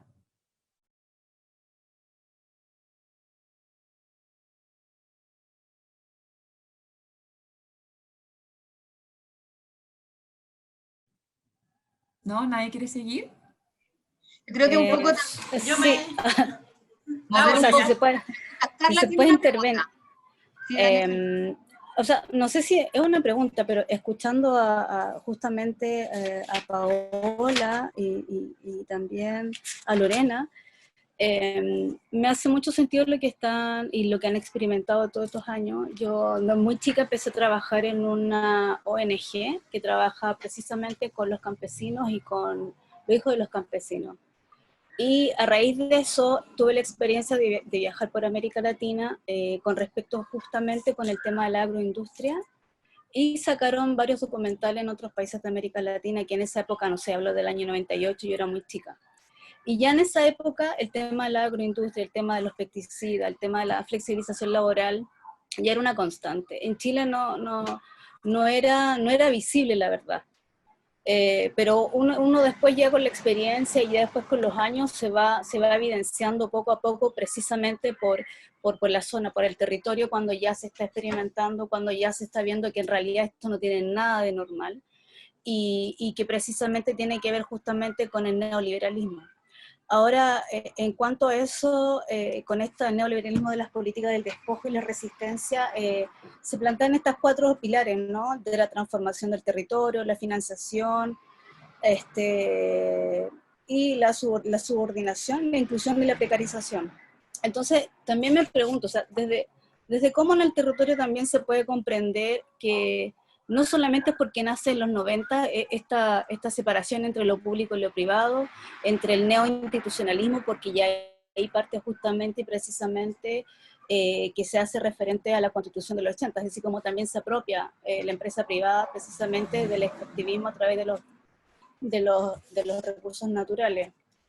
Entonces, también observando lo que pasa en Petorca, o sea, el Petorca, la violencia, el concepto de violencia, yo creo que ya va más allá, es algo que es horrible. O sea, en la agroindustria también se vieron muchas cosas con la malformación de los niños, que era precisamente donde los campesinos y las mujeres iban a trabajar al campo y estaban expuestos obviamente a todo lo que uno pensara que si se come una fruta rica, esa fruta rica pasó por una serie de etapas en donde precisamente te da a entender que no solamente es violento, sino es que también es tan injusto. Justamente en estos territorios, y también el pase que ha dado precisamente no solo el estallido social, sino que es esta construcción histórica del capitalismo, pero no solamente desde el siglo XVIII, XIX, sino es que hoy en día tiene que ver justamente con esta visión del capitalismo en cómo se apropia del Estado, o cómo también se ha dejado en algún sentido sobreponerse cada día más y toma más fuerza. Es como, bien lo dijeron, es decir, cómo desde la desigualdad también se toman de estas fracciones institucionalizadas, porque en realidad están institucionalizando absolutamente todo. Entonces la corrupción y la subordinación está viendo casi como que es una normalidad de lo que está ocurriendo en los territorios. Yo encuentro súper peligroso, pero no solamente porque sea peligroso, sino porque además también repetir sobre lo mismo que dice Lorena sobre la violencia. Entonces también concuerdo con que en realidad, claro, ¿desde dónde se parte? ¿Desde esta estructura constituyente o desde las bases? Yo pienso que tienen que ser ambas. Yo creo que tienen que ser, o pienso de que se debería realizar quizá a lo mejor desde el territorio. Siempre se ha pensado desde el territorio. Entonces, lo que se ha hecho en los últimos 30 años es precisamente deslegitimar a los territorios, deslegitimar a las mujeres en las organizaciones. Esta mañana escuchaba una radio, no me acuerdo la radio que estaba escuchando, pero entrevistaron a este chico que se llama Cruz, el apellido es Cruz, y creo que el tipo ha entrevistado en todas las radios, dando a conocer que él ha hecho un trabajo social en todos los territorios más marginados. Pero ¿cuántas dirigentes que han trabajado toda la vida para poder ser visibilizados y dar a conocer sus demandas, y a un chico que viene evidentemente de clase media, quizás clase alta, habla de las problemáticas de un territorio que ha sido despojado desde siempre? Entonces, claro, o sea, uno ve esas contradicciones de por qué le dan justamente la tribuna a un sujeto que viene precisamente, que a lo mejor estudió en el St. George o que haya estudiado en otro colegio de clase media alta, visibiliza también esta desigualdad. Entonces, claro, y uno ve ahora, y del recorrido que han tenido todos ustedes, cómo se podría explicar, o ni siquiera explicar, cómo sabemos que viene una tarea ardua. O sea, esto es algo que es un proyecto a largo plazo, de aquí a 20, a 30 años más. ¿Cómo desde su experiencia se puede visibilizar el trabajo, pero además desde la educación? Es decir, desde talleres, porque también hay una cuestión que es cierta, o sea, también hay que reconocer, no hay una brecha digital importante. Entonces, entendiendo que el próximo año la pandemia o este tema, esta crisis sanitaria va a continuar, y las redes sociales están para quedarse, evidentemente. ¿Cómo lo visualizan ustedes desde sus territorios que justamente en pandemia tuvieron justamente esas dificultades para juntarse, y cómo los ven a futuro para poder internalizar eso, pero desde una forma de la organización territorial, no solo en sus territorios, sino que realizar un entramado de organización a nivel nacional que sea como una articulación, no sé si me explico, que sea un entramado de articulación de organizaciones territoriales de mujeres o desde la comunidad o desde sectores comunitarios.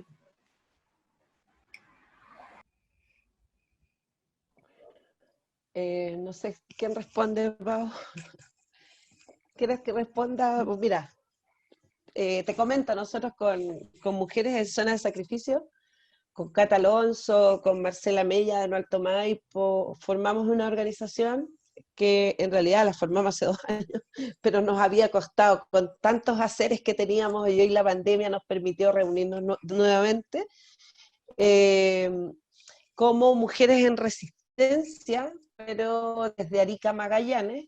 Estamos articulándonos para presentar ahora un informe ante la Corte Interamericana de Derechos Humanos, con perspectiva de género, en las luchas medioambientales que no han sido presentadas desde esa perspectiva, así que estamos contentas por esa organización. Desde ahí mismo estamos generando una asamblea de mujeres, que la idea es que cada una se haga cargo de sus territorios, sus regiones, y después podernos reunir todas vía Zoom, ¿cachai? Para poder dotar de contenido también la Constitución, que es muy importante para nosotros. Y con respecto a lo que tú hablabas de este chico que aparece por ahí, bueno, a nosotros nos aparecen, en cada elección nos aparecen operadores políticos que vienen a sacarnos del camino y a tomar la bandera de nuestra lucha, y después cuando todo pasa, los territorios quedan ahí, y un poco era lo que hablábamos con la Cata. En algún minuto nosotros decíamos, Cata, tienes que ir a Constituyente, qué sé yo, y ella me decía, no, tienes que ir tú, y yo decía, no, tienes que ir tú, y estuvimos mucho rato, y ahí, a ver, ¿por qué? ¿Por qué no nosotras? Porque en realidad sabemos que están todos en esta efervescencia de las candidaturas, porque vienen muchas cosas en el camino, muchas candidaturas, y todos dejan de lado los territorios, ¿no? Estamos tan concentrados en las candidaturas que los territorios quedan votados prácticamente, no se sigue funcionando. Entonces, con esta máquina electoral del próximo año, nosotros vemos que, claro, van a quedar ahí medio vacíos los territorios, y que tenemos que también nosotros seguir levantándonos. Y por lo mismo creemos importante que si bien nosotras no vamos como constituyentes, sí tenemos que entregar todas las herramientas y todos los conocimientos que tenemos territoriales, para poder dotar de contenido esta Constitución. Eso sí es importante para nosotros. Así que, y con respecto a lo que hablabas, es muy difícil. Un territorio como Petorca, la Pau que lo conoce, sigo insistiendo porque ella se ha recorrido todo este territorio, para los niños de acá de la provincia de Petorca es muy difícil conectarse a internet, por ejemplo, porque también decir de que la vida acá está muy precarizada.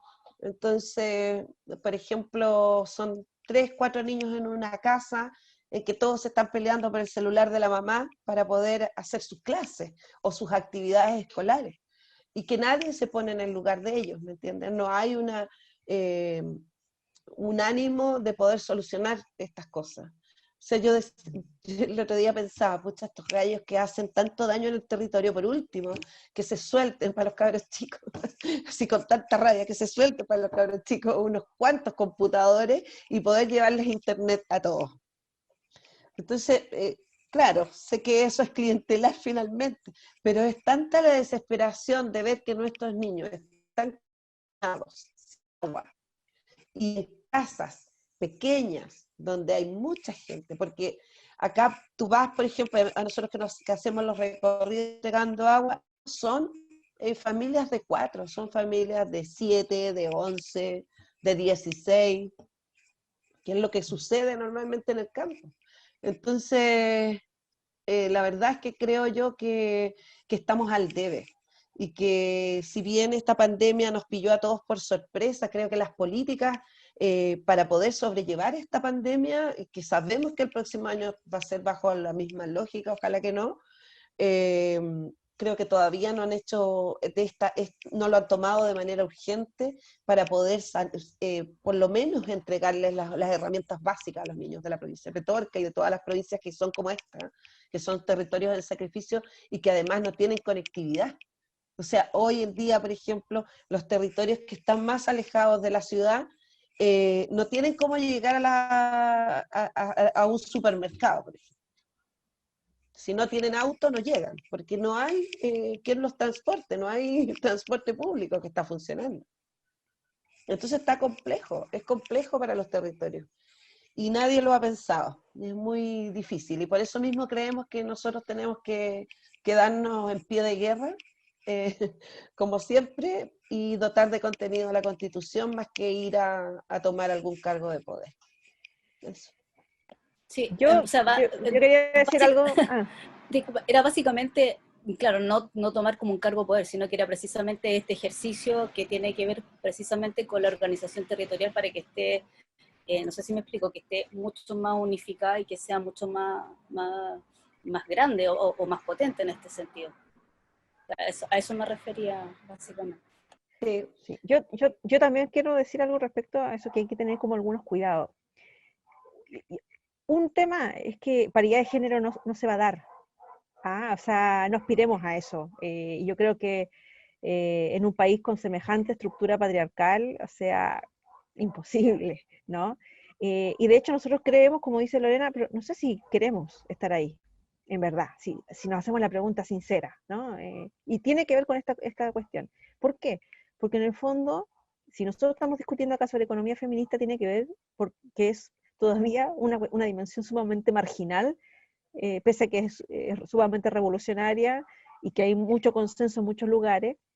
Hay una práctica real, es decir, hay formas de economía solidaria que están funcionando por todos lados y que tiene que ver con estas economías, digamos, feministas, o a veces no explícitamente feministas, pero que viven y existen y se dan. Y son ellas las que generan procesos de cambio. Por ejemplo, Pascualama, uno dice, uy, qué éxito de Pascualama, ¿no? Ya, pero Pascualama, ¿qué fue Pascualama? Fueron 15 años de lucha, de organizaciones, muchas lideradas por mujeres, abogadas mujeres, y gente que dijo, ¿saben qué? Vamos a echar a Freirina, pero vamos a tener que pensar en los escenarios post-extractivistas, es decir, si vamos a echar tenemos que pensar otra economía. Si queremos sacar a los agroexportadores de Petorca, tenemos que pensar qué economía de alcance local, que no sea un reemplazo de un extractivismo por otro extractivismo, y en el fondo la pregunta, ¿por qué tipo de desarrollo? ¿Sí? ¿Por qué? Porque lo que dice Lore es verdad, ¿no? Se chuta la desesperación y eso lo hacen las comunidades en todos lados, es decir, frente a no tener y tener acceso, obviamente que necesito tener acceso, ¿no? Entonces las comunidades de Quintero recibieron unas chauchas, digamos, en medio del COVID para un ventilador, todo roñoso, digamos, de una empresa que contamina y daña hace 40, 50 años el territorio, ¿no? Entonces uno dice, ya caballero, gracias por lo que usted dio, pero resulta que ese no es el problema, porque la pregunta es que ellos llegan y dicen, necesitan más conectividad, yo los conecto, pero entonces pongamos una Cardones por Paico ahí en Petorca, pongamos una antena, y armemos una termoeléctrica para energía, ¿me entiendes? Si el tema por eso es que la pregunta es muy estructural a la vez, y para eso necesitamos formarnos y intervenir en distintos niveles, no solamente en las organizaciones, porque las organizaciones es un campo, pero aquí necesitamos, por ejemplo, economistas, mujeres, pero feministas, que intervengan en una política, por ejemplo, de pensiones, que transforme el lugar de las mujeres que morimos más, vivimos más años, más pobres, y haciéndonos cargo de todo el mundo. Entonces, el papel de las universidades, ¿qué están haciendo las universidades respecto a esto? ¿Cómo las universidades se interpelan por esta economía feminista, y forman, cuando gran parte de ella está formada por mujeres, y a través de las cuales se forman las profesionales mujeres que soportan una buena parte de este sistema y este modelo, en el sistema de salud, en el sistema educativo, que este COVID dejó al desnudo, finalmente, que la precariedad, ¿no?, del mismo. Pero que no es que no haya los recursos están, no tenemos royalty minero, pero tuvimos durante mucho tiempo un 10% que se fue del cobre a las armadas, ¿no? Y que podía haber sido el sustento de la educación pública de este país, y la universidad universal, el acceso universal, digamos, a la educación superior, y no este voucher de ahora que es como, que tú te lo llevas ahí encima a la universidad que vas, y entonces alimentáis el sistema privado con financiamiento público, ¿no? O sea, es muy perverso el modelo, y de construirlo, yo diría que todavía no estamos en una etapa tan deconstructiva. O sea, hay una deconstrucción digamos, de la grosería, y de la grosería, y la grosería a veces es fácil, pero cuando hay que trabajar ya en las capas medias e intermedias, no es tan sencillo, ¿no? Y ahí hay que meterse en todos los niveles, entonces tenemos que tener economistas preparadas para todos esos niveles, en trabajar en todos esos niveles, transformar a la política, ni quienes digo el tema de la política de género, ¿no? O sea que es una vergüenza, digamos, y finalmente también allí muestra en el fondo esa incapacidad de absorber estos temas. Ahora, ¿hay absorción o no en el proceso constituyente? Las prácticas feministas de todas y todos los que estamos en estos procesos van a continuar, ¿sí? Y yo creo que en eso yo tengo como quizás una temporalidad más amplia, porque trabajé y viví 10 años en una zona indígena, con comunidad, y trabajé con mujeres, donde la temporalidad y la historicidad es como de 5 siglos. Por lo tanto, preocuparse tanto por este año, por el año que viene, cuando en el fondo estamos hablando de estructuras coloniales que son de cientos y cientos de años, sacárselas de encima no es tan fácil, ¿sí? Y sería muy ingenuo. Y sería una actitud, yo diría, muy ingenua, ¿no? Y en ese sentido, creo que es importante continuar este trabajo permanente y trabajar una incidencia de este tipo en todos los ámbitos, ¿no? Así como nosotros con Lorena nos encontramos hemos ido a congresos juntas, estamos en congreso y en distintos ámbitos. O sea, y yo creo que eso es una práctica feminista que está hoy día modificando, pero que no podemos pensar que esto se va a llegar a expresar en el próximo proceso político. Aparte que las prácticas coloniales se han intensificado en los territorios, mucho. Porque, por ejemplo, en tiempos de pandemia, con la escasez de trabajo, están volviendo las prácticas que tenían antes el inquilinaje, digamos, que era, trabajaba uno de la familia, pero, o sea, trabajaban 3 de la familia, pero se les pagaba uno, y eso está volviendo al territorio. Entonces, y eso se está dando mucho en las madres incluso, que van a trabajar en ciertos minutos, pero también llevan a sus hijas a trabajar, y se le paga solamente a la madre. Entonces hay harto que hacer. Bueno.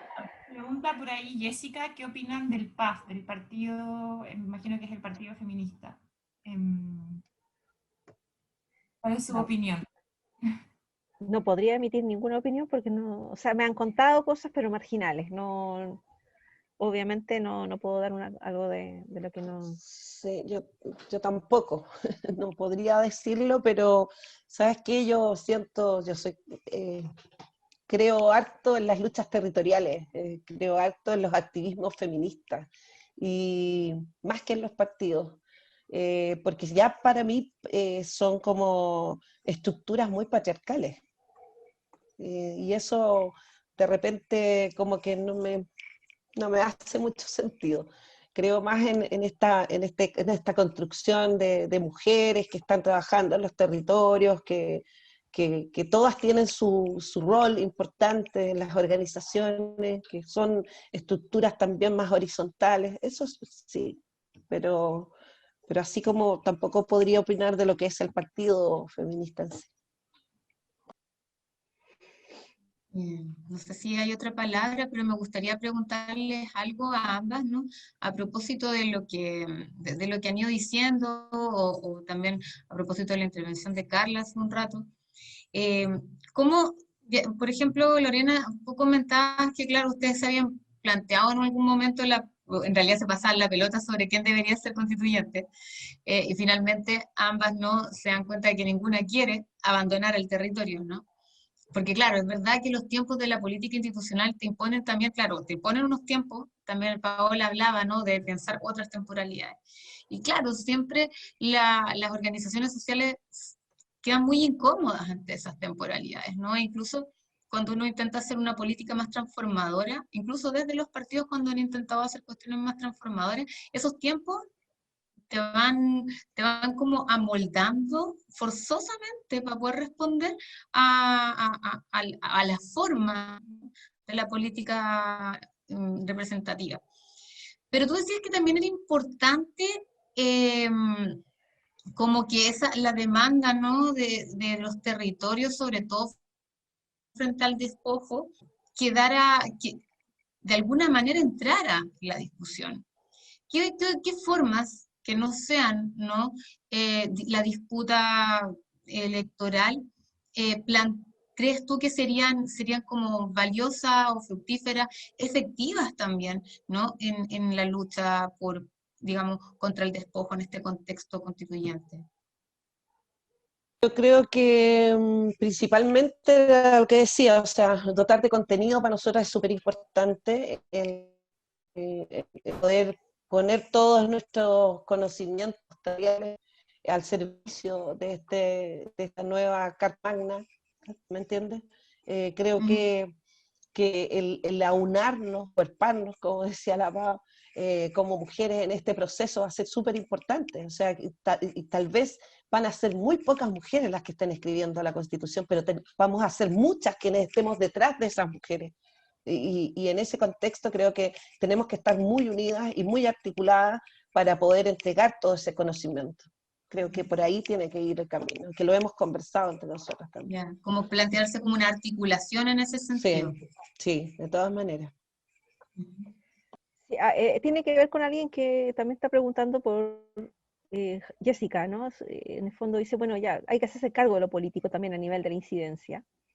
Y incluso entonces lo que se observa es que muchas mujeres, muchas activistas feministas que entran en esta pelea política, terminan como formateándose también un modelo, ¿no?, patriarcal. Eso entiendo de lo que está planteando como cuestionamiento. No sé si me estoy tirando al tarro o, o estoy como los políticos interpretando cualquier cosa, ¿no? Pero yo creo que la pregunta en el fondo es, ¿qué estamos entendiendo por política? ¿Y desde dónde estamos construyendo esa definición de lo político? Y allí es donde yo vuelvo de nuevo a un problema central que hay, ¿no?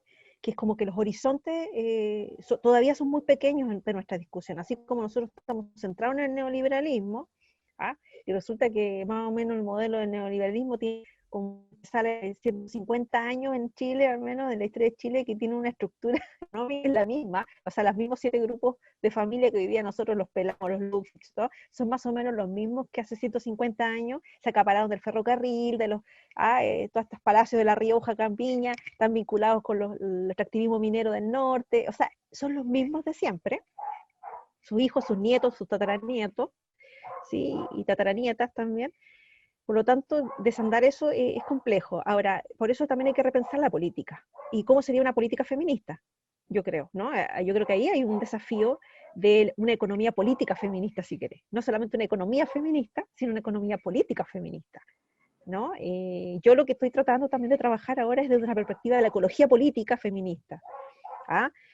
Y desde ese campo me estoy un poquito, y del ecofeminismo, digamos, de cómo sobre todo analizando la violencia extractivista, cómo tiene que ver con esta violencia frente a las mujeres, ¿no? Frente a nosotras. Pero también creo que nuestra visión de la política ha sido muy, muy disciplinada, ¿no? Disciplinada, que esto es lo político. Y en eso la transición chilena creo que ha sido súper exitosa. Nos moldeó de una manera así tan, ¿no? Que, bueno, por algo también la confluencia perversa, ¿no?, en la transición chilena tiene que ver con eso, es decir, hacernos, la Carla misma hablaba del año 90, como que todo el mundo pensaba que vivía en otro planeta, en otro país, arriba de un jaguar, encima de no sé de qué, ¿no? Y en realidad nunca fue otra cosa, pero vimos otra cosa, o nos transmitieron relatos de otra cosa.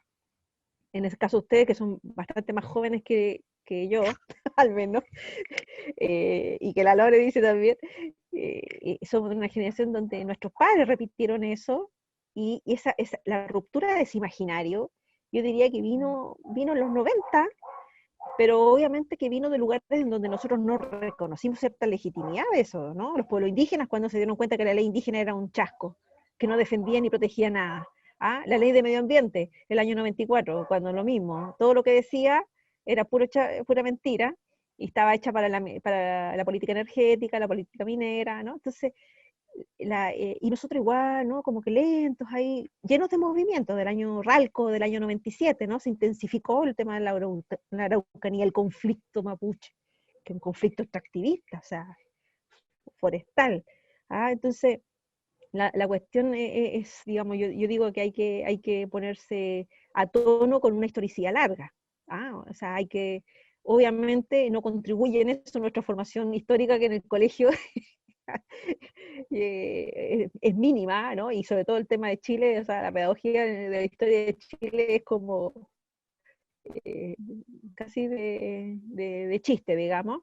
Pero obviamente tenemos que manejarnos con una historicidad en donde, por ejemplo, los pueblos indígenas entienden y tienen una visión. Yo creo que ahí hay que mirar qué tipo de política tenemos que hacer.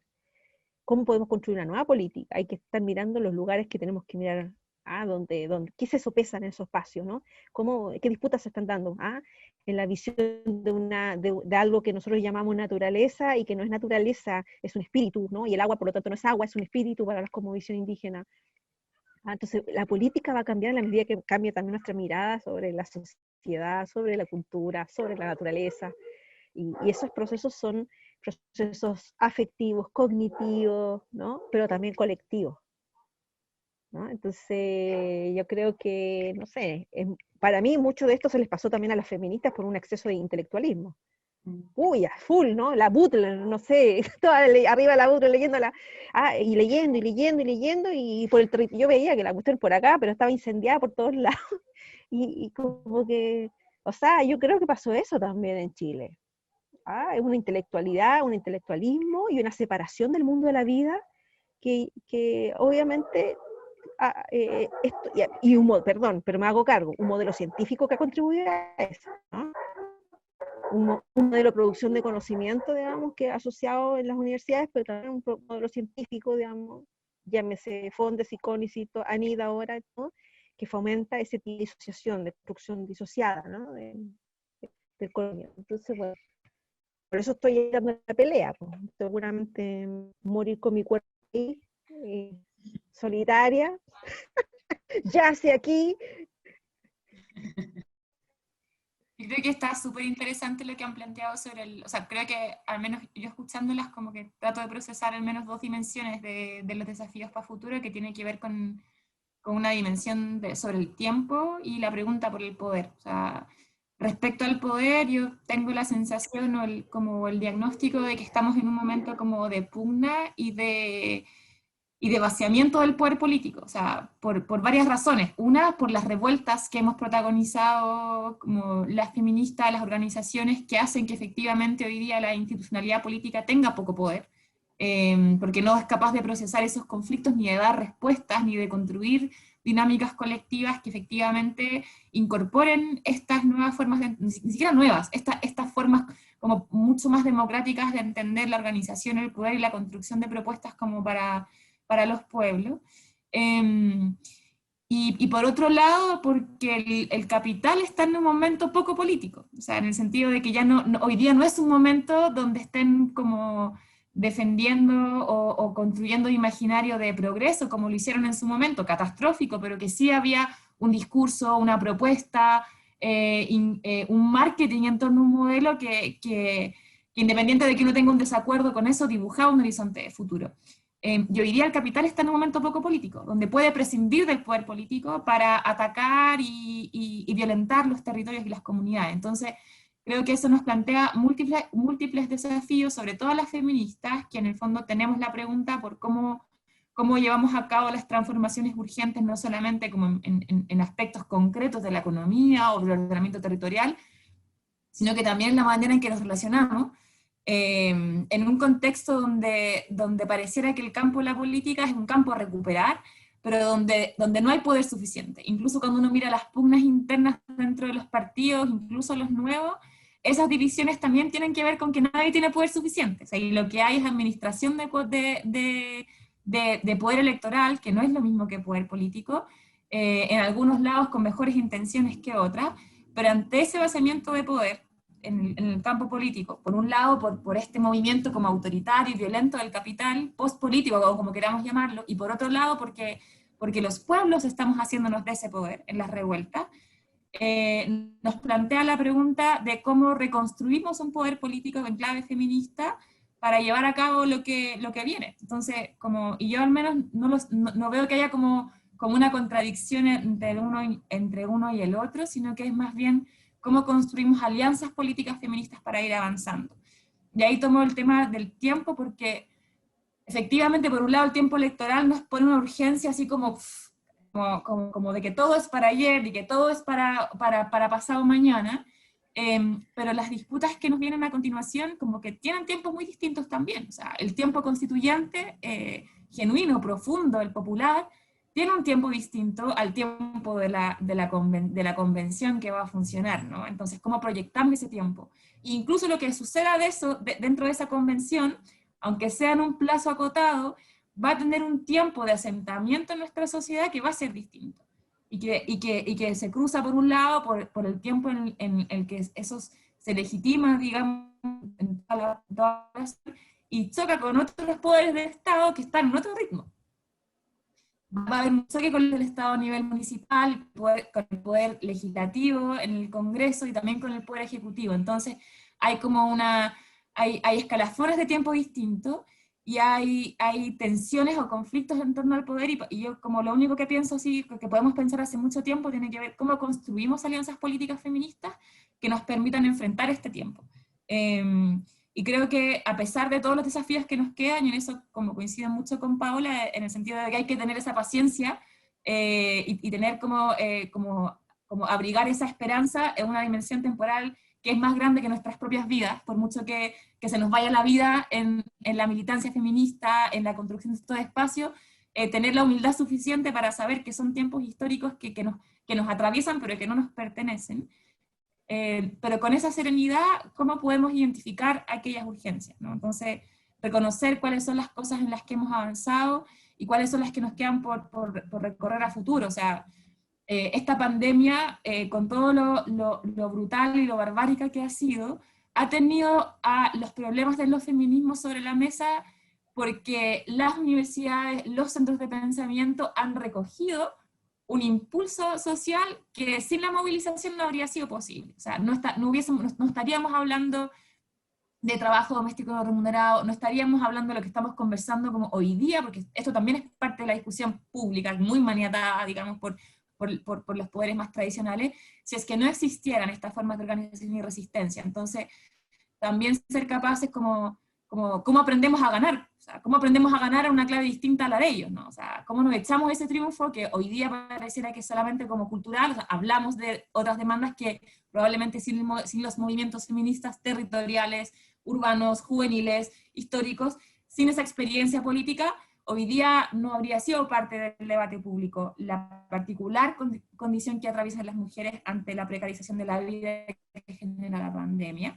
¿Y cómo nos apropiamos de eso? O sea, ¿cómo aprendemos a ganar, no solamente en el plano institucional, sino que también en nuestra vida cotidiana? Yo no tengo ninguna respuesta, solo como tratando como de escucharla, como amojonar estas dimensiones, ¿no? Como cómo nos hacemos cargo de esos distintos tiempos, cómo nos hacemos cargo de la pregunta por el poder hoy día, y de cómo vamos aprendiendo a ganar para seguir avanzando en un tiempo que sin duda nos va a exceder, y volver a agradecerles por compartir estas experiencias, porque un poco el objetivo del taller tiene que ver con eso, como que suena tal vez muy a destiempo, mientras están todas discutiendo como las candidaturas y no sé qué, que por supuesto que es muy importante, como a lo mejor este espacio que es un poco más, que es modesto, no es tan pretencioso, pero construir un espacio de diálogo para ir generando estos contenidos que no solamente tienen que llevarse como una carta a un proceso constituyente que es significativo, pero que es acotado, sino cómo esto va nutriendo los procesos de reflexión y construcción de las organizaciones. Y de antemano contarles que